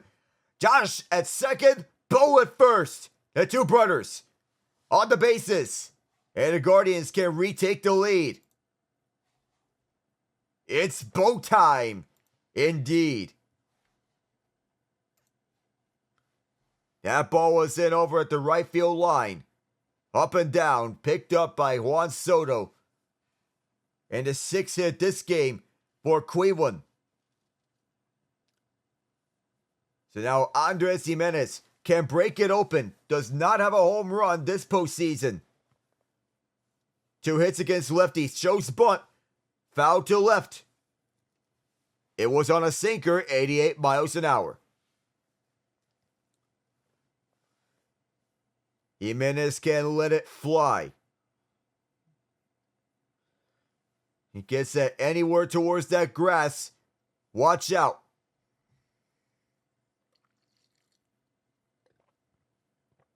He doubled his last time up. Gimenez on a bouncer. It's good turn 2. One's there to throw to first. Right on the money. A 4-free double play. Gimenez cannot get anything out of this one. It remains a 2-2 ball game.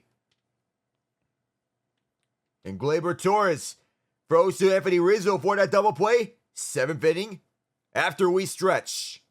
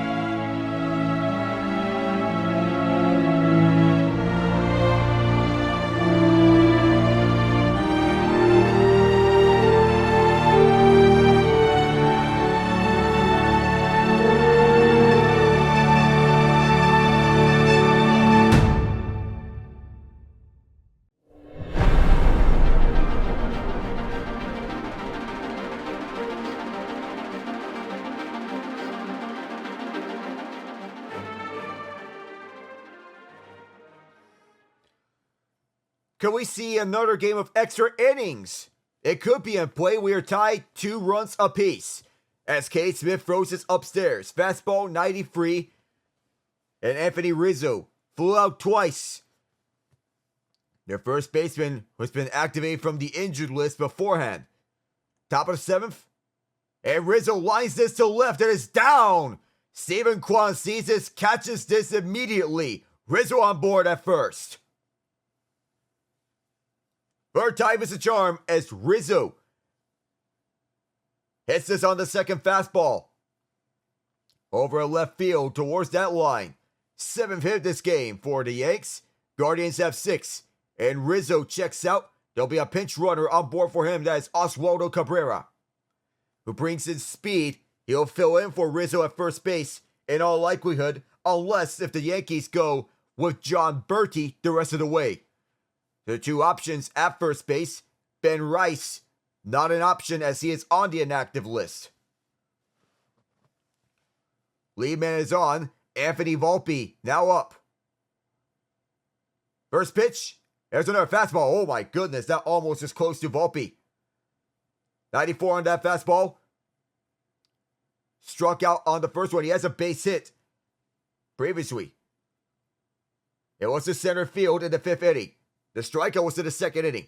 His pitch on the right center side on a splitter. 86 miles an hour.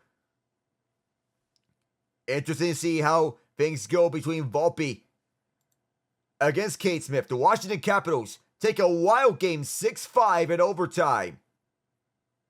Alex Ovechkin gets his first of the year. This one goes upstairs on a sweeper at 80 miles an hour, but it was Tom Wilson. And then he gets 5th goal of the year to down the New Jersey Devils. Wilson has 2. Connor McMichael, Ovechkin, Andrew Mangiapane, and Dylan Strome each have 1.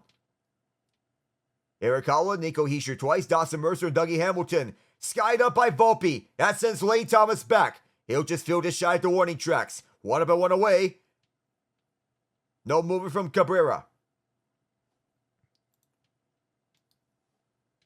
The New York Islanders hosting the Montreal Canadiens. They win in a 9-round shootout bout. And Stephen Vogt is coming out with 1 out. And 2 lefties, as a matter of fact, as Cade Smith is pulled. And Tim Herron now coming up. So Herron, the second reliever in the 7th inning. We'll be right back.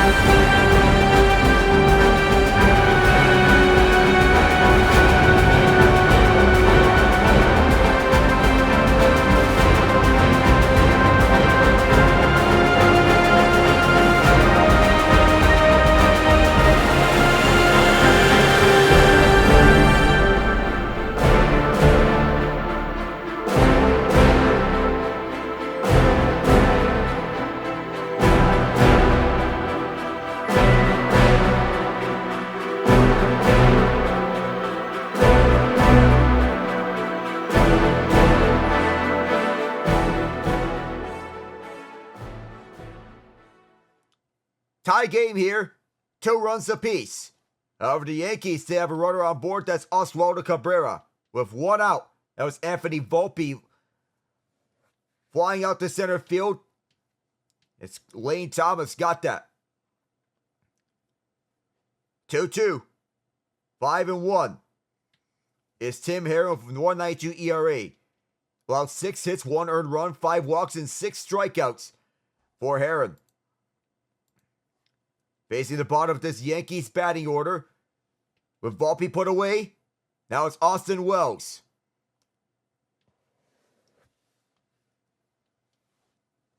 And a very bad look over the Georgia-Texas game.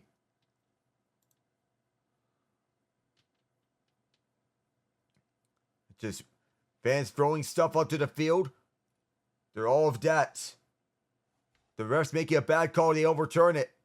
Towards, oh, that's to the right.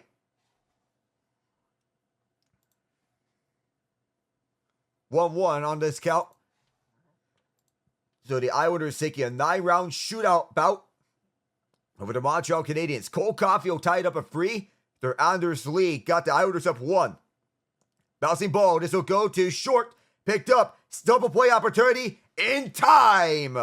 And the Guardians make quick work of Austin Wells and Oswaldo Cabrera in the 7th inning. Middle infielders put away the Yankees here as we go to the bottom of the 7th. We're still tied when we come back.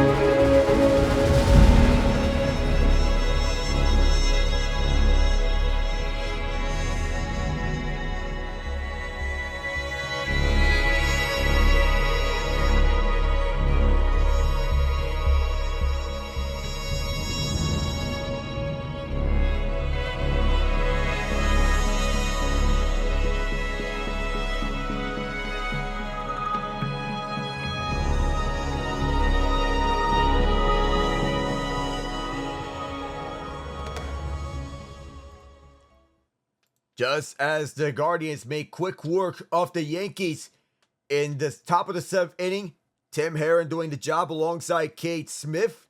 Tim Hill returns to the mound. He throws to the left of the zone on his sinker. Right towards Brian Rocchio. Efficient switch hitter. Don't know if he can deliver here, but he's been one of the best batters. He swung and missed on that fastball. Hill tops out at 90 miles an hour on his sidearm throws. Right around where Ryan Thompson is at with the Diamondbacks. It's weird to see those sidearm pitchers throw 90 miles an hour. So another sidearm throw, sinker 87. So the sinker just as fast as the fastball for Tim Hill. Rocchio has been involved on those bats. A big swing and a miss on the fastball. Hill played for the White Sox to begin the season. Acquired by the Yankees on a major league contract on June 20th, 2 days after he was released by the White Sox. His pitching has revived. 2-2. The pitch. This is laid on to the right side. fouled off the warning tracks. Oswaldo Cabrera is in at first base, so he's taking over that spot in the place of Anthony Rizzo. Aaron Boone watching onwards.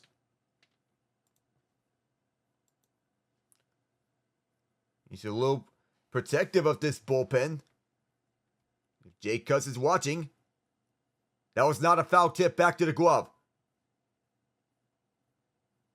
So I think Rocchio is going to stay. Tyler Freeman pulled from the Guardians ALCS roster.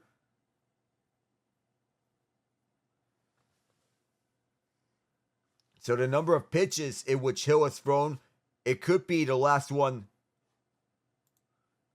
2-2. A little upstairs. 3-2. That was on the fastball.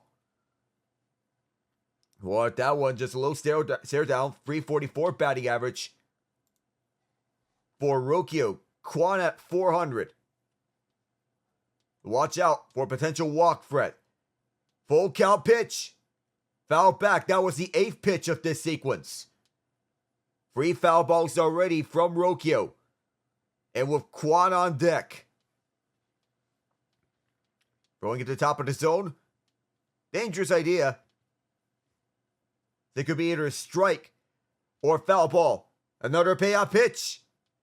That's the 4th foul ball of this sequence. And the next will be the 10th pitch. Last time there was a 10th pitch, it was Bo Naylor coming through for Josh Naylor to score the first run. And Rocchio going to face his 10th pitch from Tim Hill. And that is yet another foul ball. The 5th time this has happened. 3 times on sinkers, twice on fastballs. That ball was coming in hot. Just in and out of the catching glove of Wells. Nearly was a foul tip to the glove. And now on the 11th pitch. And a walk. Similar spot. Now Tim Hill. Is he going to get pulled or is he going to stay? Rip that mask off. And Rocchio draws the walk. He thought he had it. And Matt Blake is on his way. Aaron Boone staying put. So he's going to stay for this moment. It looked to be a strike, but it wasn't. Thought the other one was a better pitch. In that Islanders game, Bill Horvath and Kyle Palmieri scored. Cole Caulfield, Logan Mailloux for the Islanders and Canadians respectively. That sinker was barely above the line. Barely. First one on the power play, second one even strength for each of them. Shootout goal scored by Kyle Palmieri, Oliver Kapanen, Simon Holmstrom, Emil Heineman. In their respective order before Noah Dobson won it in the 9th round. The Canucks shut out the Flyers 3-0 at Philadelphia. First pitch is to the left on a sinker. Nils Höglander, Brock Besser, and Kiefer Sherwood all got the goals for Vancouver. Kevin Lankinen, a 26-save shutout. The Wild get a 3-1 win over the Blue Jackets. And Quan got the way of that one on the sinker. Philip Gustafson with 23 saves on the Blue Jackets. Marco Rossi, Kirill Kaprizov, and Matt Zuccarello with the goals. Igor Chinikov to break Gustafson's shutout. 2-0 pitch. And this one grounded, fielded. Cabrera has to tag out his man. And it's a double play. A solo effort by Oswaldo Cabrera. Tremendous concentration. Not only tagging out Stephen Kwan, but also in getting Brian Rocchio out at first. Nice double play. Trying to come back. Think he's got it. The thought process, not there. The St. Louis Blues with a big win over the Carolina Hurricanes, 4-3 in regulation. Andrei Svechnikov was first of the year. Matthew Joseph, Jake Neighbors, and Dylan Holloway the goals for the Blues in the second period. Shane Gostisbehere and Jack Rozovic tied it up for Kasperi Kapanen. His first of the year was a game winner. Pitching change here for the Yankees. There'll be a new guy onto the mound to face David Fry.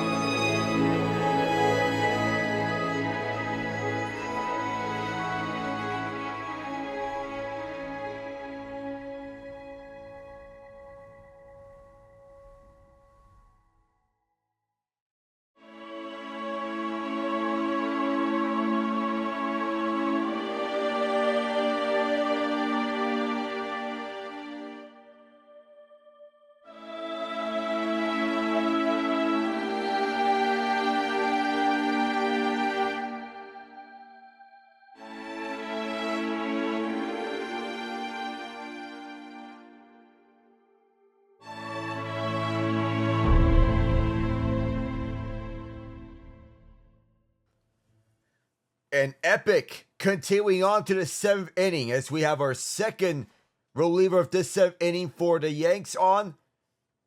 And third overall, Mark Leiter started. Tim Hill being the next one up. On for the 6th and then the 7th inning, Jake Cousins on for the mound for New York. 2 strikeouts thus far for Cousins. And Quay Holmes already used up. Cousins is being trusted here. With a final at the 7th and maybe into the 8th. Could we see Luke Weaver in that case? First pitch. Just outside the top right corner. 1-0 count. As he is going in for Kyle Manzardo, who is pinch hitting for David Fry. 823 OPS. 1-0 pitch. Called strike 1. It was on a slider. It was just down low. By a baseball length, but not by much. Tied at 2. Manzardo the pinch hitter. He's batting against Cousins. One of their best prospects. Here's a 1-1. Way to the right on the sinker. On the inactive list that includes Gabriel Arias, Tyler Freeman, Angel Martinez, Miles Straw, Jonathan Rodriguez, George Valera, Juan Brito, Connor Gillespie, Alex Cobb, Logan Allen. The 2-1. Big swing and a miss on a slider. And Jake Cousins placed that perfectly towards the bottom left corner. Hunter Gaddis warming up at the Cleveland bullpen. He'll be the next man up to fill in for Tim Herron. But Herron has pitched 3 times. He could continue onwards here. Cousins out there. Get Aaron Boone 1 out to get out the 7th. To the right. 3-2 on the count. Tim Mesa's warming up. Tommy Cano got the save yesterday. That's just his 2nd career postseason save. A lot of work last night for the Yanks to get that victory. Big swing and a miss on a sinker, and Jake Cousins does the job to end the 7th inning. To the 8th we go in this epic. Tied at 2.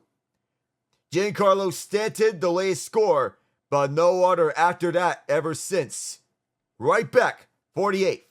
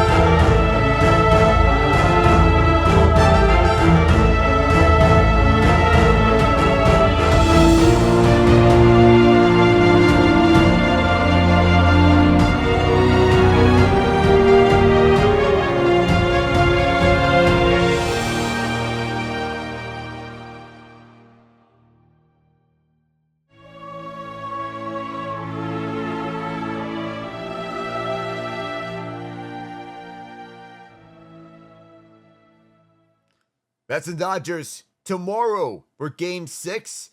Monday, if necessary, Guardians and Yankees Game 6. That is what we do know in terms of scheduling. Tim Herron's still out there. Hunter Gaddis still warming up at the bullpen. That's a right line strike on the sinker.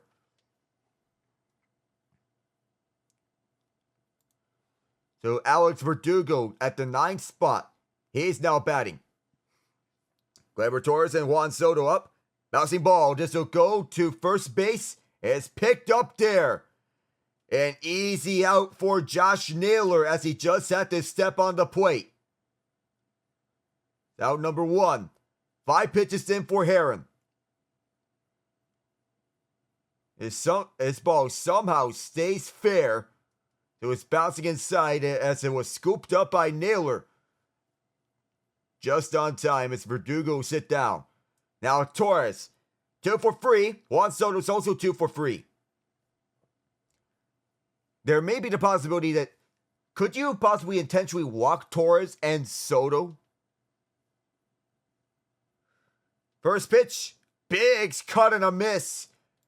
On a slider. It's back to the top of the order for the Yankees. And then on the second pitch, right off his foot on a foul ball. So now 0-2 on the count. So the purpose of an intentional walk to bypass the current batter to face the following batter, who the defensive team expects to be easy to put out. The risk is that they turn the batter into a base runner, which runs counter to the fielding team's objective of making outs. The 0-2. As downstairs, check swing at first, not there. 1-2. Intentional walk. This favors the team that's one batter who's better than the others. After lets opponents take the bat out of his hands and opt to pitch to the next batter. The 1-2. Foul to right on this fastball. Tied at 2. Has been the case ever since the 6th inning. Bo Naylor, RBI double to scoring Josh Naylor. Steven Kwan, RBI base to scoring Andres Gimenez. Giancarlo Stanton, the home run to left center scoring Gleyber Torres. Fly ball right field, that gets Noel up. He'll make the catch. 2 up and 2 away. Now it's Juan Soto.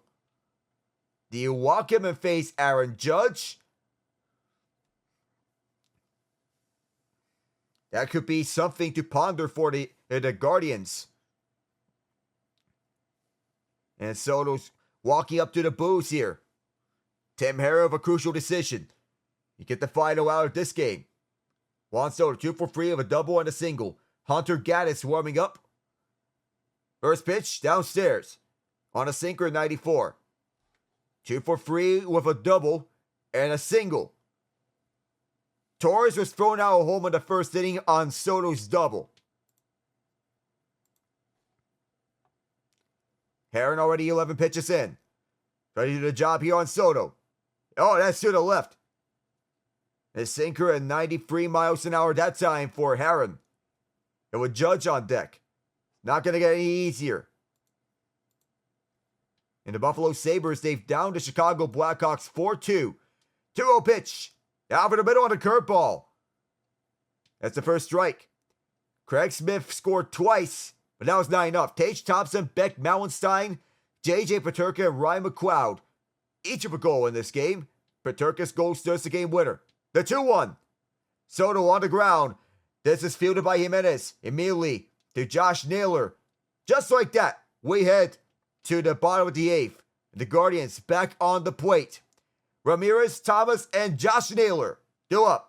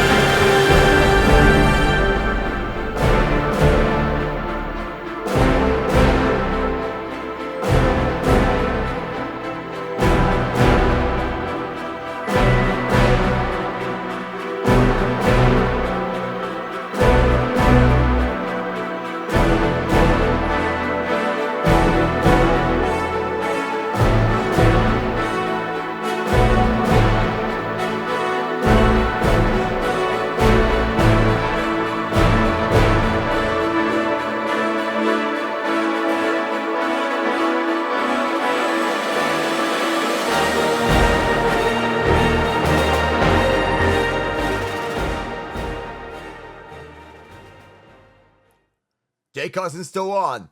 Guardians trying to force a Game 6 back at the Bronx. An elimination game for the Guardians. Do or die situation. And Jose Ramirez will start off. Lane Thomas and Josh Naylor right after him. Ramirez, their best hitter in the regular season, takes the first pitch ball on the slider. That's the 7-4 for Cousins. He walked on one of the at-bats. 0 for 2. He intentionally walked previously. Groundouts in the first and third innings. This one upstairs on the sinker. Grounded out to third base in the first inning. Jazz Chisholm Jr. Ground out to second base in the third inning.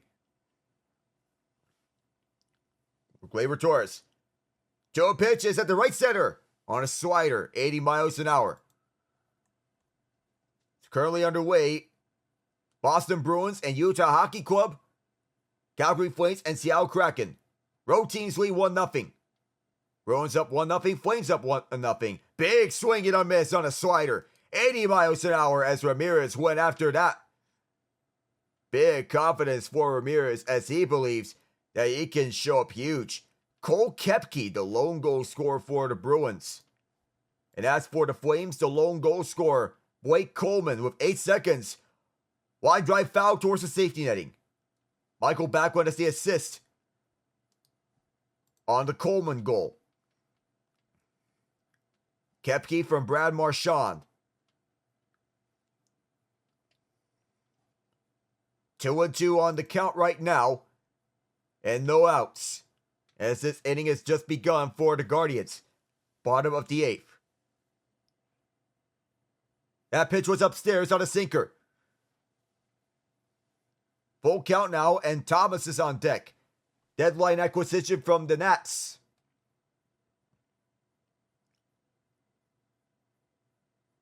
A semi-intentional walk is pitching around the batter as this one just got a piece of it at the right side. Ramirez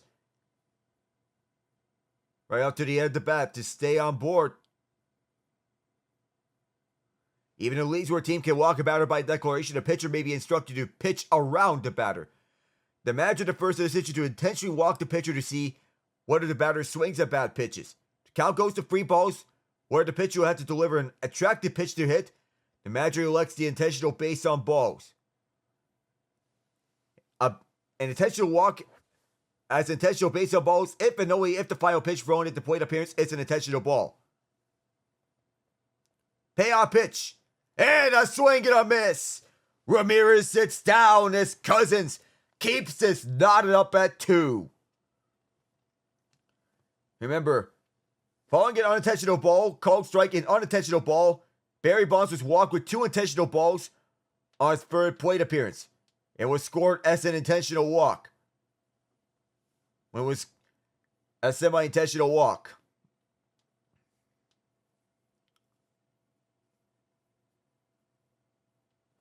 Lane Thomas now. First pitch. That got away. Cousins was going to make sure that Lane Thomas stays put. Grounded out at the last at-bat. It's 1-0 on the count after that slider is way off. That got away from Austin Wells on that bouncer. This pitch on the line on the fastball, so it's strike 1. Gave him that spot. It's a fastball. They got the call. 1-1 count. Figured that Mesa may be the next one on. Start the year with the Blue Jays. The 1-1. Big swing and a miss on a slider. That's one that Thomas should not go after because it was a breaking ball towards that bottom left side. It was closer towards that left side and towards the dirt. But Thomas reached out anyway. That was a hard breaking ball. The 1-2. Thomas did not offer. It's a slider at 82 miles an hour. Tim Mesa, who is the next pitcher up, he has continued to warm up at the bullpen, played baseball, basketball, and soccer when he was in high school. Threw a no-hitter as a sophomore. The 2-2. Had a good look at it on a sinker. It was fouled back. So he is 0 for 3. Was ready for that one.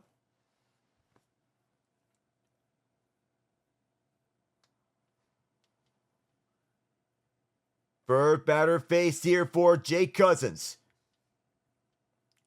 The lefty, Josh Naylor, is due up next. The 2-2. Down through the middle on a sinker. And Jake Cousins at 20 pitches already to reverse K as Cousins gets Thomas punched out. Keeping a hitter guessing on each and every pitch to use the deception. And each and every time he is delivered. So Aaron Boone is staying put. Tim Mays is not coming out. So Josh Naylor has a hit. Can he do it again? Not this time around. Infield base it to third. On his first time, fly out to left. Emmanuel Croisset is warming up. And Croisset has noticeably been off key in this game and the series. Outside again.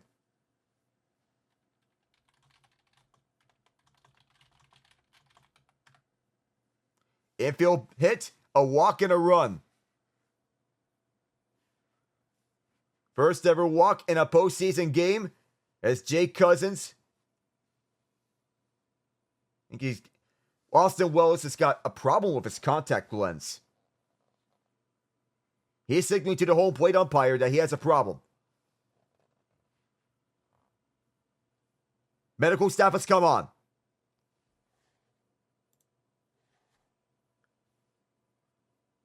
And we adds to the suspense here in what has been already a tight series.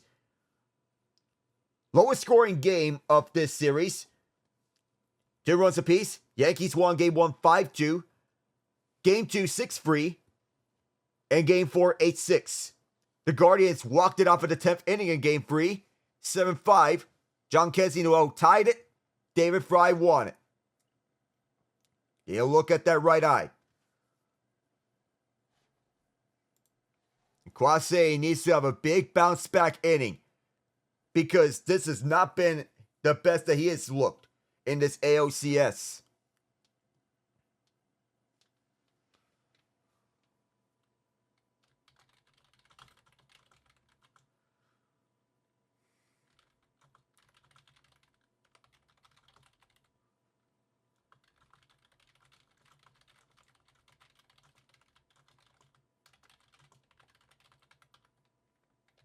So the bullpen coach for the Yankees having a word with Tim Meza. So word there from Mike Harkey between him and Meza. This is ball 3 on the outside left.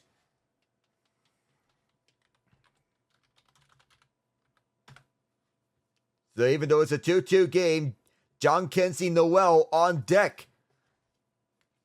What's the heroics going to come from in this game? That's just one extra innings game last year. This one's on the bottom line. Josh Naylor thought he got ball 4. 3-1 is the count.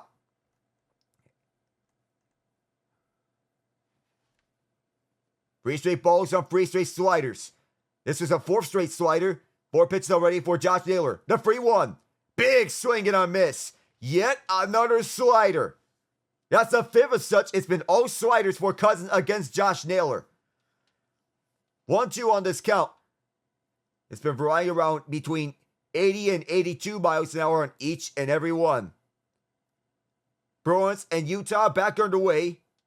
Kepke is the only goal. Let's see if we can have another pitch from Cousins and not just sliders. Gotta switch it up. He gets set. So he readjusts his cap. So Cousins, can he deliver? 3-2 count on the way. And it's a walk. As to the left as Josh Naylor is on board. Puts the go-ahead run on board. John Kensey Noel takes center stage again. 26 pitches in for Jake Cousins. Matt Blake's on his way.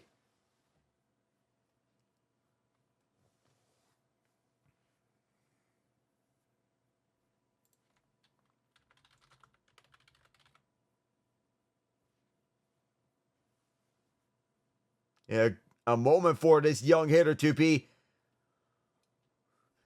another hero. The hero here for the Guardians to force a Game 6. A 2-run home run off Luke Weaver to tie it up at 5 apiece. The Yankees were a strike away from going up 3-0. David Fry won it for a walk-off 2-run shot.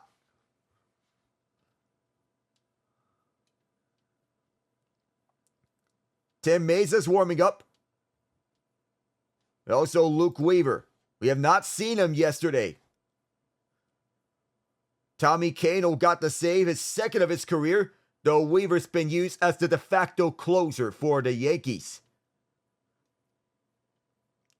John Kenzie Noel with opposite Jake Cousins.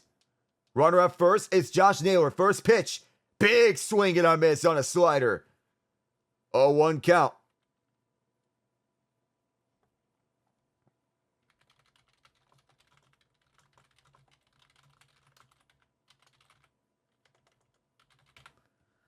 Couple pop-ups on his last few trips as this is strike 2 on the bottom line.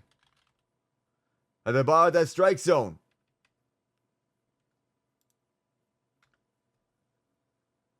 Oh, 2 on the count. Runner at first, Josh Naylor. Jake Cousins pitching. This next one will be his 29th. On the way. And a swing and a miss. Jake Cousins. How do you do?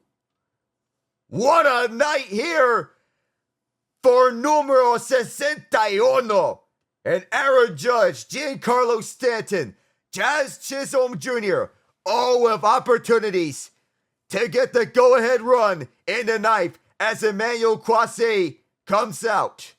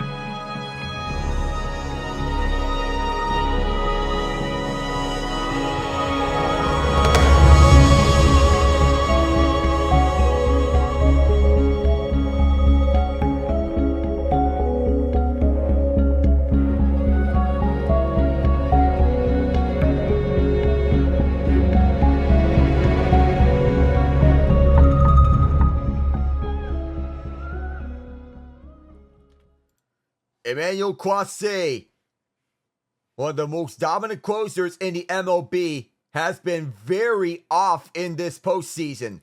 Even though he has 2 saves, he has certainly not looked like himself in this ALCS.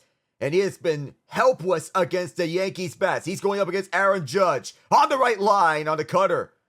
It was greeted to a mix of cheers and boos here at Progressive Field. He is going out to try and limit the Yankees here. Tied at 2. 1. That is low on the slider. 91 miles an hour that time, and so was downstairs. Clase getting set. Right-handed batters this postseason against Clase have been 7 of 13. Judge is a righty. Fit it on the bottom right on the cutter. Gets the call at triple digits. 1-2 on the count. His cutter's been one of the best that the league has ever seen. He can also fit a slider as well. Take his time with this. And Judge is a hitter. Righty against righty here. Even though he has a 2-strike count, what can Clase do against Judge? Here's the 1-2. Up high, fly ball onto right field that sends Noel back shy of the warning tracks. He sees it and makes the catch. Not enough distance for Judge to get a home run off of Clase. But here comes the best batter in the AL right now, Giancarlo Stanton. Reason of me saying right now being this postseason. Judge is showing his heroics with home runs in this ALCS. He puts away Judge, but can he do the same with Giancarlo Stanton? First pitch. He got it on the right line, even though Stanton retracted. 101 on the cutter. A 2-run home run for Stanton. Got this to a tie game at 2 apiece. Can Clase redeem himself? Up against Stanton. Stanton ducked right back on this cutter, went a little upstairs. 1-1 on the count. The cutter is Clase's best pitch. Perhaps the deadliest among any closer. 1 ball, 1 strike. The delivery is downstairs on this cutter. 2-1, it was a little low. And fans on their feet for Emmanuel Clase. Stanton homered in the 6th. More heroics can do wonders here for the Bronx Bombers. The 2-1. Big swing and a miss. The cutter again. And we are witnessing one of the best cutters that we have seen. Power versus power. 2-2. What can be here? On the way. The cutter! Emmanuel Clase punches out Giancarlo Stanton. 2 up and 2 away. Maybe some redemption here.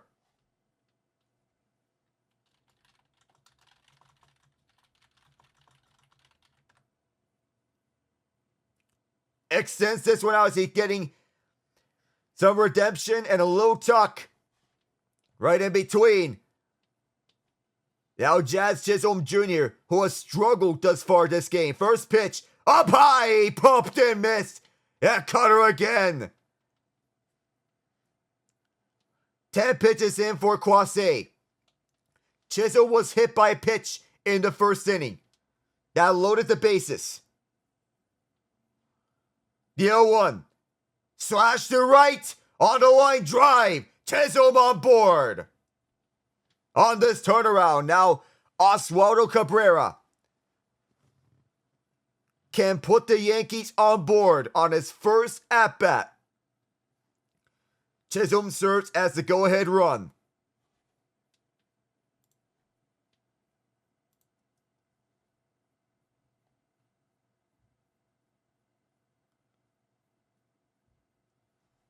Stolen base in play now for the Yanks. Now meeting initiates. Tense moments again. And the stress intensifying here for the Yanks. Jazz Chisholm Jr. He has the go-ahead run in this best-of-7 series. Up against the wall, where their backs are pointed to. And a mound visit from Carl Willis. Assistant pitching coach Joe Torres. Joe Torre, former manager of the New York Yankees. Gotta wonder that he's watching this somewhere. First pitch for Cabrera. It's a grounder. And a step at second base. Chisholm's put away. Redemption for Emmanuel Crosse, dismissed. And the inning is over. No slide as Brian Rocchio puts away Chisholm. Head to the bottom of the ninth. Bo Naylor, Andres Jimenez, Brian Rocchio.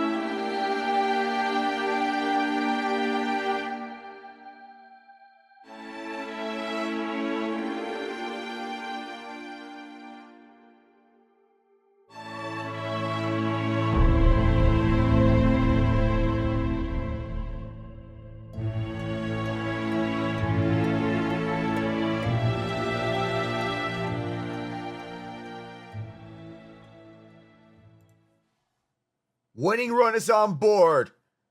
At the home plate, Bo Naylor. Anyone can be the hero. If we go to extra innings, it will be the second time of this series and the postseason. Now the Guardians, they can walk it off. Cleveland against the world, one sign says. 8-6, the Yankees out-hitting the Guardians so far. The Guardians have yet to have a home run, but they hit 2 of them in Game 3 with their late-game heroics. They won 7-5 in 10. Pedro Avila was the winning pitcher. Quay Holmes the losing pitcher. Kyle Manzardo had the first of 3 home runs for the Guardians in Game 3. John Casey Noel, the second one. And David Fry, the last one. All 3 of them have been 2-run home runs. And now up against Luke Weaver, who they hit against for the tying run to hand him a blown save.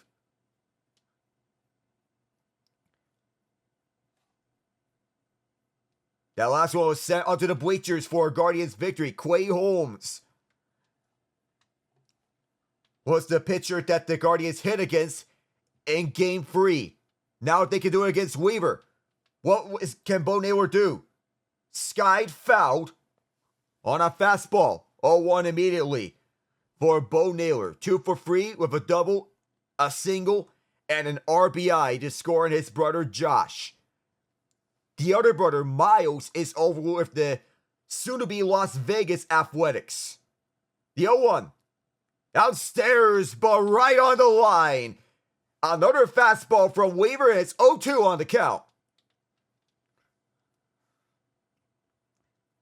Both closers were used up in Game 3, Weaver and Crosse. Now, both closers are being used up in this game as well. The 0-2. This one fouled again to left. Yet another fastball. It's 96 miles an hour. Hunter Gaddis warming up Cleveland switched plans as initially it was Gaddis who was warming up at first. Alex Verdugo scheduled to hit over the 10th inning if they go over to extra innings. Oh, wow. And a big defensive swing coming right at Bo. Yet another fastball, and that keeps Bo Naylor alive. Had a little cut right in on him. Oh my goodness. Does stay alive here. And still it's an 0-2 count. That went over to the Guardians' dugout. One swing can win it. It's fouled. So Naylor has fouled off of Weaver twice. Or 3 times rather. This one hit the dirt on a changeup. So Bo Naylor has seen 24 pitches in this game. 5 pitches so far.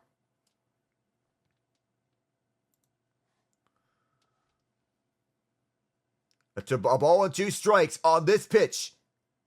Wouldn't you guess it's another foul ball? 4 of that in this sequence. This Bo Naylor likes his swing. No one has taken better bats than Bo Naylor in this game.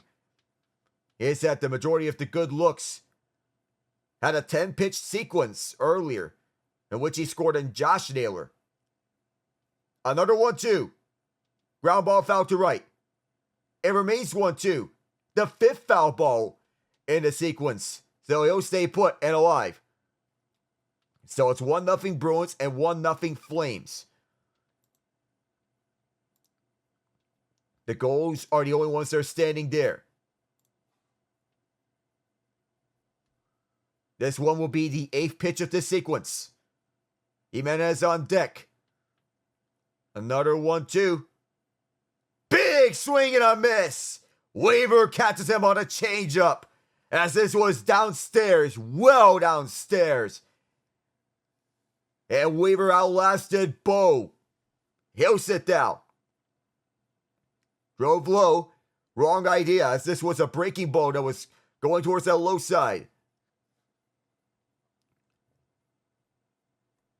It was 2-0 Guardians at first. Bo Naylor, Stephen Kwan drove home Josh Naylor and Andres Jimenez. Giancarlo Stanton homered.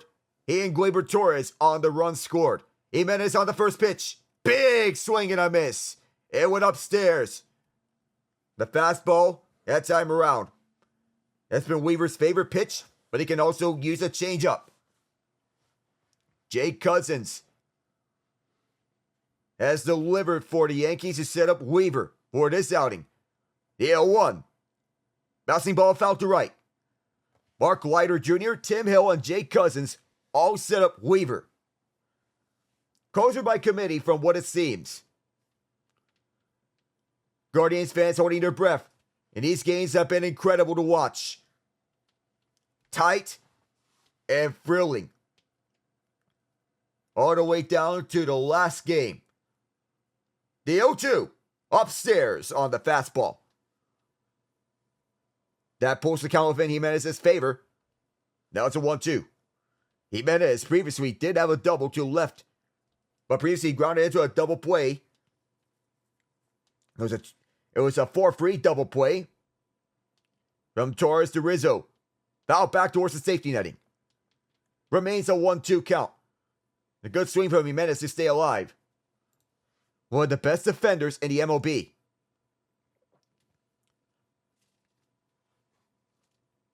Gaddis still warming up at the bullpen for Cleveland, wearing number 33. Could be an advantage here, maybe. Who knows? The 1-2. Ground ball, this rolls onto Torres. Here Rizzo will put away Jimenez, even though he had the speed to reach first base. Brian Roquio could be that hope for the Guardians with 2 outs. He has 2 walks and a strike. .344 batting average, 1 home run, 2 RBIs. He has walked twice. Struck out the 5th in this 2-2 ball game. First pitch is on the way. Well outside on this changeup. 90 miles an hour. And this thriller.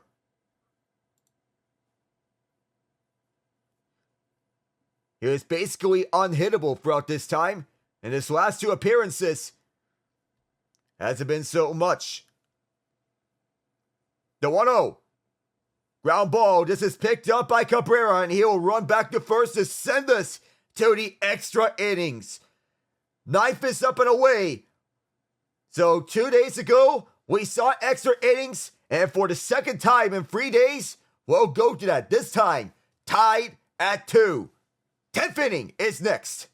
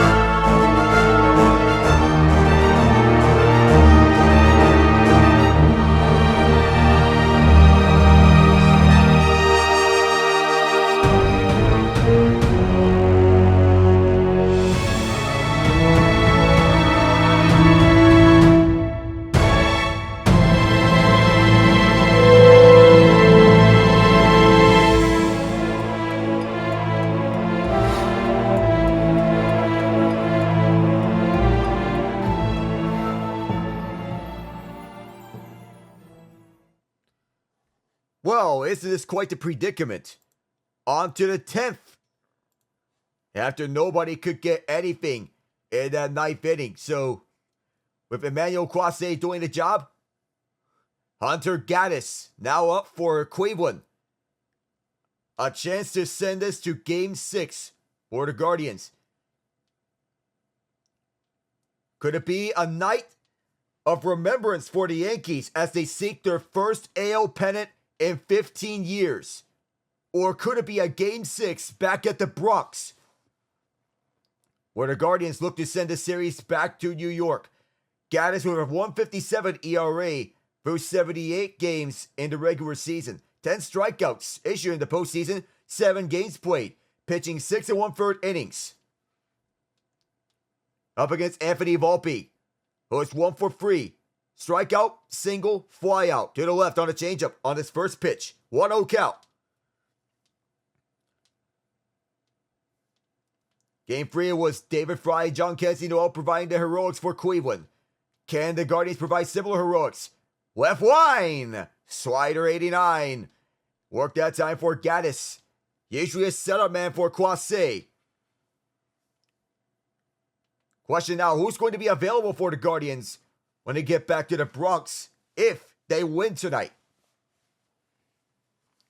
Same thing for the Yankees if such a Game 6 is reached.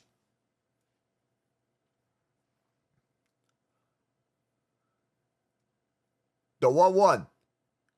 Line drive to left, and Rocchio reaches out with his catching hand to get the first out. Now it's Austin Wells, 0 for 3 with a strikeout. That was back in the second inning. He grounded to 2 double plays. A 6-4 double play in the 5th, and a 6-3 double play in the 7th.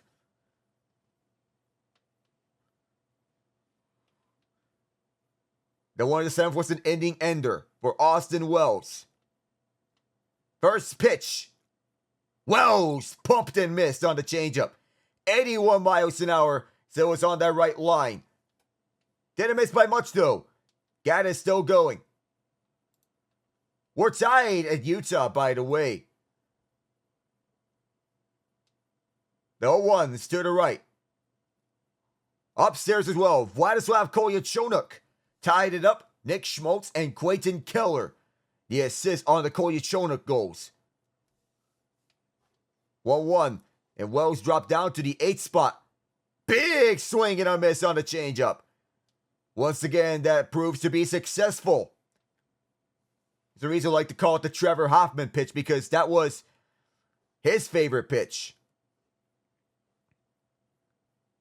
Seven Nation Army being chanted here at Progressive Field. The 1-2.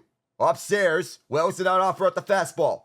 As the other pitch in which Gaddis favors. 2-2.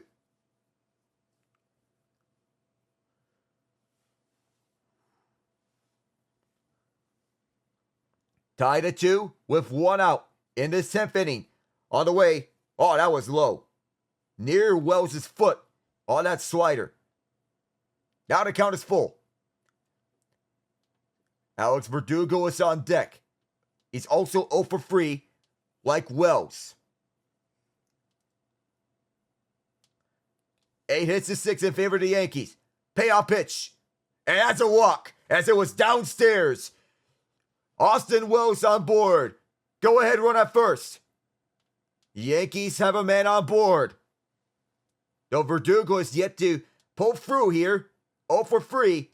One swing, though, can change everything. Aaron Judge is also 0 for 3. Now it's Verdugo.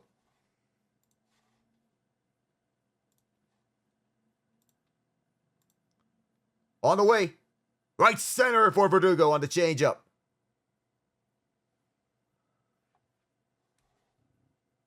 Gotta get this going. It's 0-1. Got his 10 pitches in. Double play may be here in effect for the Guardians. Set up for 1 here. It's the 0-1. Verdugo off of the ground. This could turn 2. 1 is got mishandled. Oh my! Everyone's safe at first and second. Jimenez tried to be too quick and did not secure it. A gross misplay by Jimenez and Rocchio.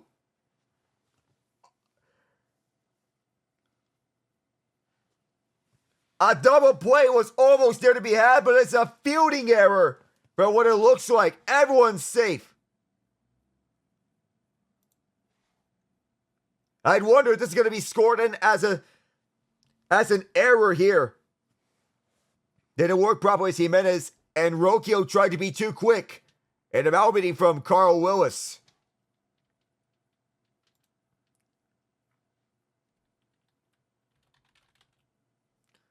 They're so locked up defensively here. But they had their miscues thus far.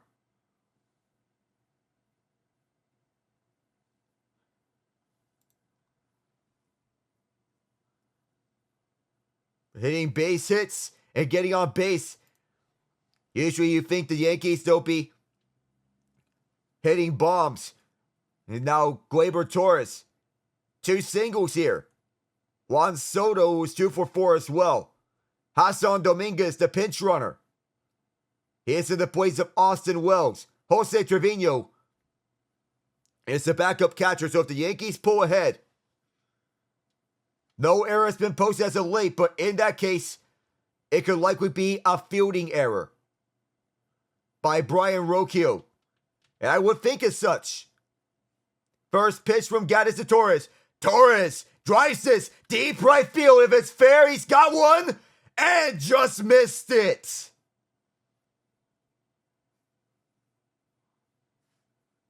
Almost had the go-ahead home run, but he missed it by several feet to the right. It was beyond the foul pole to the right. See if he can deliver again.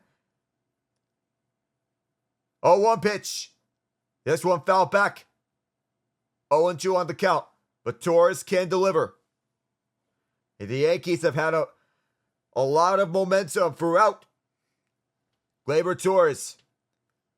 Go-ahead run with Juan Soto, 2 for 4. He is also on deck. And Torres, he can deliver at any moment. One swing can dictate the momentum. 0-2. And we'll do this over again. 3 straight foul balls, as where the count will stay. Torres has been effective at the leadoff spot. Juan Soto at the 2 spot. Aaron Judge at the 3 spot. Torres and Soto have quicked. The 0-2. Did he go at first? He did! He'll sit down. He went on a slider. Too far for him. And now Juan Soto. The big question for Hunter Gaddis. Do you walk Soto to face Judge? Oh boy, that could not have been any closer as Torres. He looked to have not gone the entire way, but he was at the halfway mark. They'll count the halfway mark as going. 3-1 count. That's actually the lead here for the Yankees in this series. The ALCS. So Hunter Gaddis. Runners at first and second. Alex Verdugo and Hassan Dominguez. Dominguez being the pinch runner. Brian for speed. First pitch. To the left. Slider 89. And the Kraken have also tied it. Much like Utah before them. Chandler Stevenson on the power play after Blake Coleman scored a man advantage. Michael Backlund. The assist on the Coleman goal, Jared McCann. The one on the Stevenson goal, and Soto takes strike 1 on slider. 1-1 on the count. Aaron Judge on deck if Soto reaches or scores runners. Soto and Judge. Those are the 2 up. Now Gaddis. He'll deliver to 1-1. Soto fouls this one back, and the count is at 2 strikes as opposed to 1 ball. And fans on their feet, looking to see if there will be the final out of this 10th inning at the top of the order. A little early there. And Soto sometimes can have that bite him. Remember, the postseason, you don't have a runner at second base in the extra innings. 1-2. Fouls this to left. In the regular season, you do start with a runner at second base. These foul balls, he is shaking his head as he struck his second straight foul ball. 2 for 4 thus far as Soto. 2 groundouts, a double and a single for Juan Soto, the ex-National and ex-Padre. The 1-2. He fouls this one again. Nobody moves. Gleyber Torres 2 for 5. Soto 2 for 4. Giancarlo Stanton 1 for 4 with that home run for the Yanks. He has those 2 RBIs.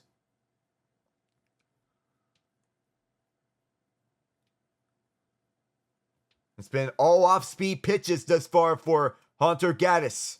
Right on Juan Soto. Fans cheering. They expect Gaddis to deliver the last one. The 1-2. Yet another foul ball.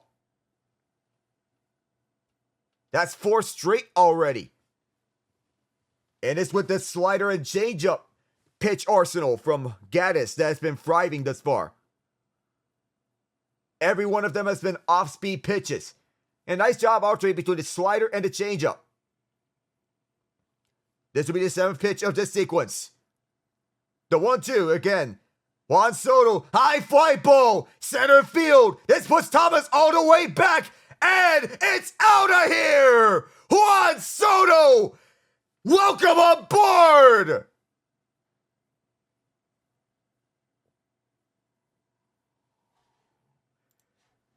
Soto Pacheco, his magic remains untouched.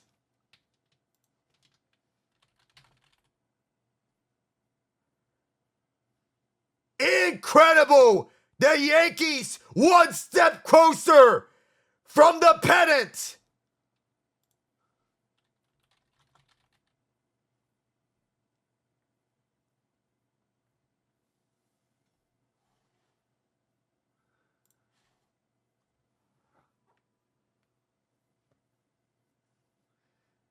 And the Bronx Bombers coming alive here in the clutch. Soto with his World Series experience, just as Judge fouls to left. Built for these moments, Juan Soto.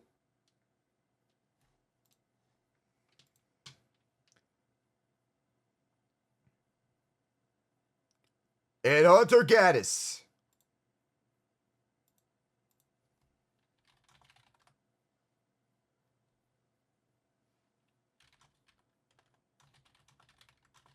His third home run of this postseason says Judge swung and missed.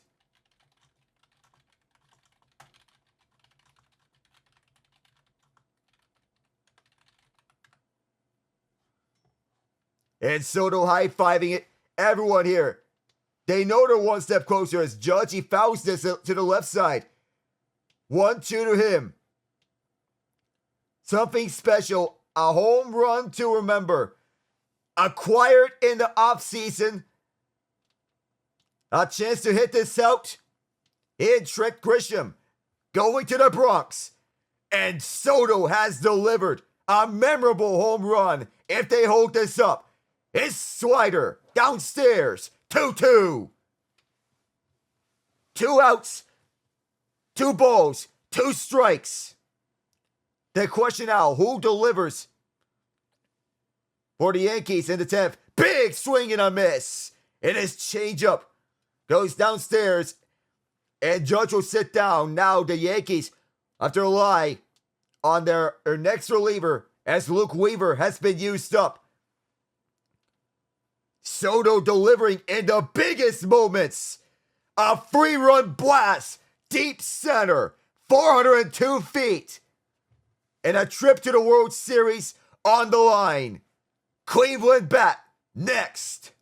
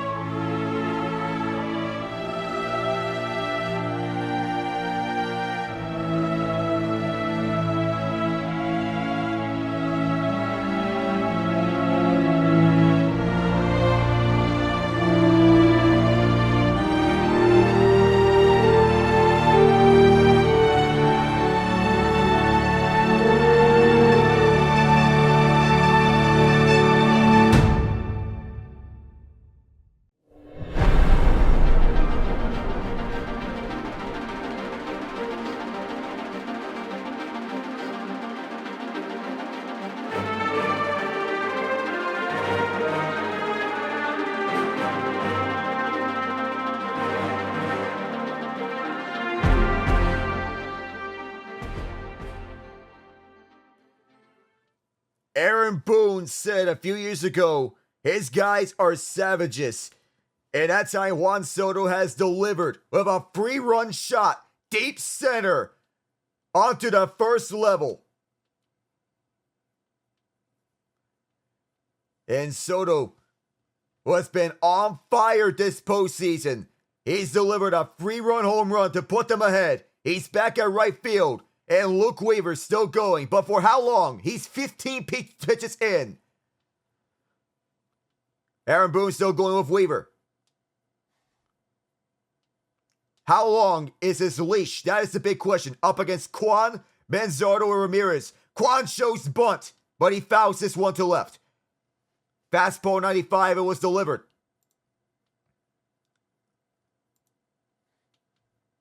The Cates, big home runs each and every time for the Yankees. Cade Smith yesterday. Cade Smith previously. Emmanuel Quase yesterday. Hunter Gaddis today. And the Yankees have a knack for delivering in the big moments. No balls, 1 strike. That's to the right. Fastball 95. And the Utah Hockey Club come out victorious on the Boston Bruins 2-1. Michael Kesselring, the winner on the power play. 1-1 pitch. Bouncing ball. This will go to Gleyber Torres. They throw to first in time. 1 down, 2 to go. Now the question, is Weaver getting pulled? He's already 18 pitches in. We'll have to monitor his leash. Kyle Manzardo up. Because Weaver pitched the 9th, it's always fair to wonder, how long is Luke Weaver's leash?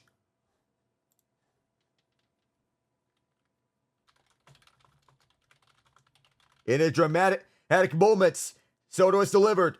First pitch strike at the top right corner.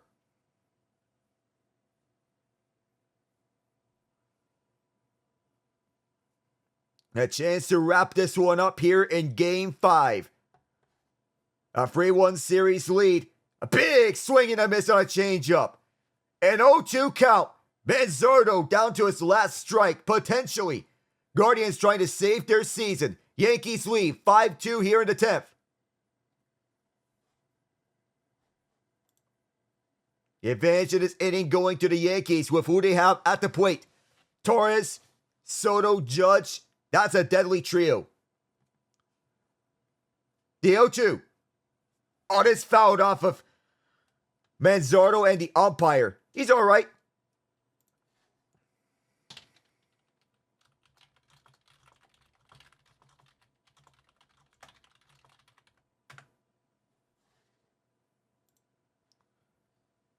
Oh, 2 count. Weaver at 21 pitches. Manzardo at the plate. No balls, 2 strikes. And this is a ground ball between the gap. Base hit. Manzardo comes off a big single. And barring a double play, it's the last 2 outs for the Guardians. And once again, this question has to be revisited. How long is Weaver's leash? Guardians with 7 hits.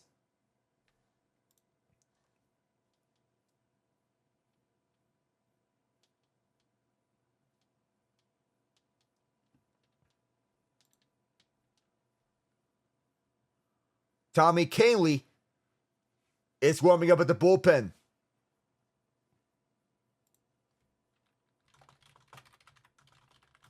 And Arabu is saying, beware at the bump. This is driven. Deep center field. Judge is there.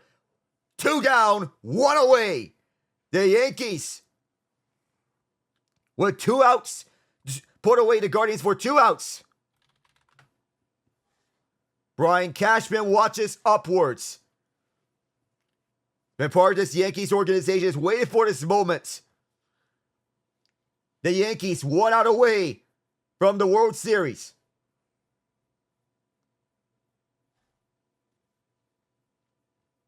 Bottom of the 10th. Runner at first. Last hope for the Guardians. Left center. On the cutter at 92.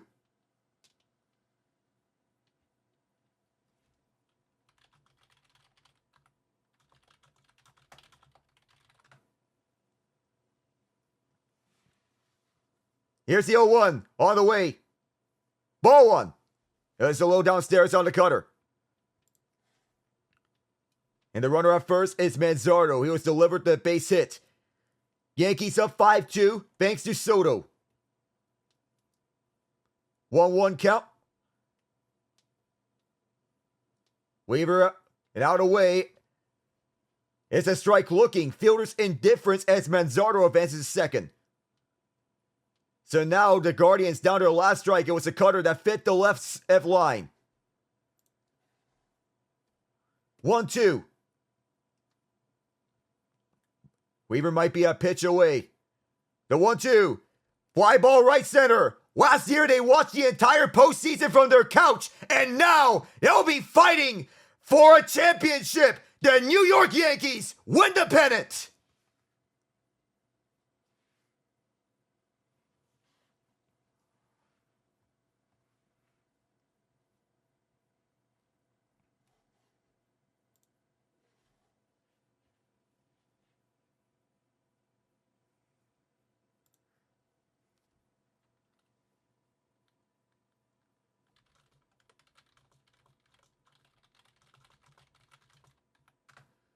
Juan Soto with a 3-run shot to send the Yankees to the World Series in the 10th inning. The stuff of heroes, Giancarlo Stanton's blast tied it. Soto's blast ended it.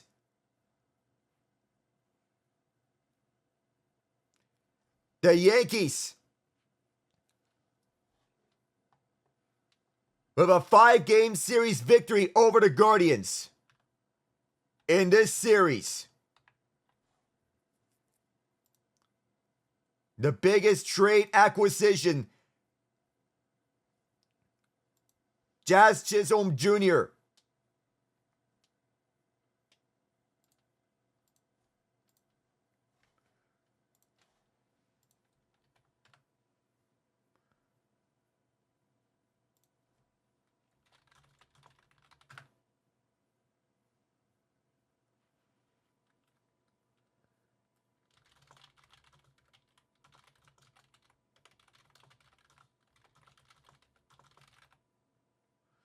And Soto is delivered in the clutch time and time again for the Yanks. He'll be going to his second World Series appearance. He's been here before with the Washington Nationals. And Aaron Boone, who's been long overdue for a World Series appearance as a manager.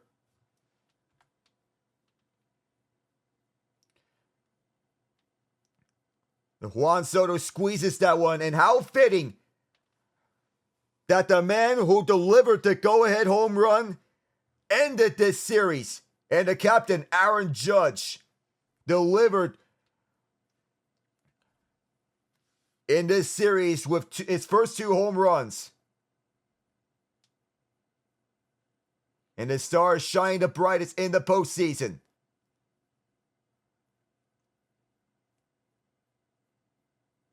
In the story of Luke Weaver.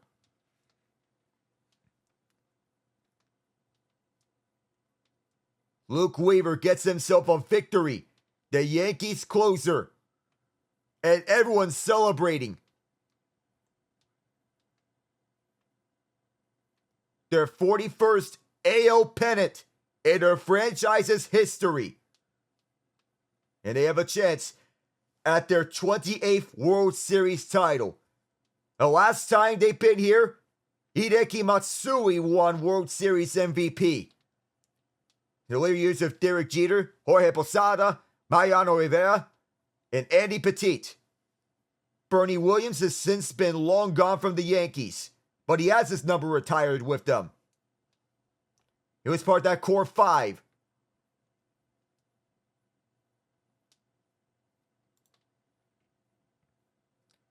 Juan Soto being interviewed by the TBS cast. What a series. What a game. It's been one of the tightest 5-game series that we have ever witnessed. Every game has been decided by at most 3 runs. They'll be waiting on either the Los Angeles Dodgers or the New York Mets. If the Dodgers win, it'll be the first Big Four championship round between the Dodgers and the Yankees since 1981. And the first Big Four championship since 2014, when it was the New York Rangers and the Los Angeles Kings, which would feature a Los Angeles versus New York team.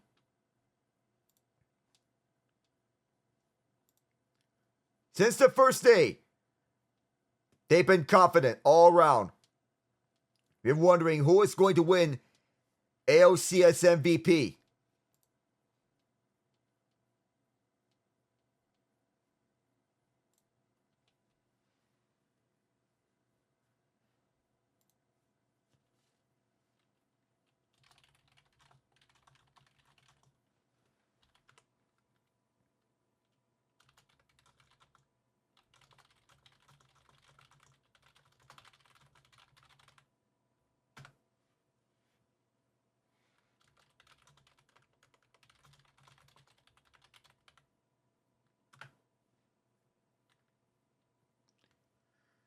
This feeling is so surreal that no matter if you are who you are on the AL side, that the Yankees possibly fighting for history to extend their record-extending most championships among the 4 major North American professional sports franchises.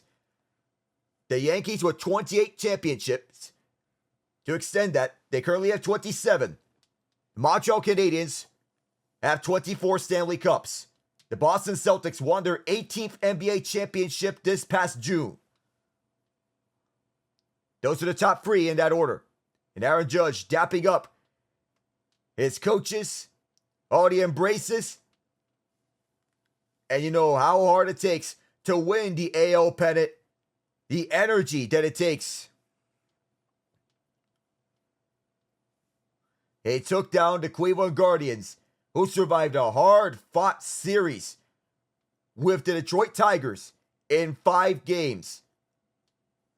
The Yankees win their first AL pennant in 15 years. That's going to do it here from Progressive Field. I am Alec Nava saying good night. We'll see you tomorrow for Game 6 of the Dodgers and the Mets from Los Angeles.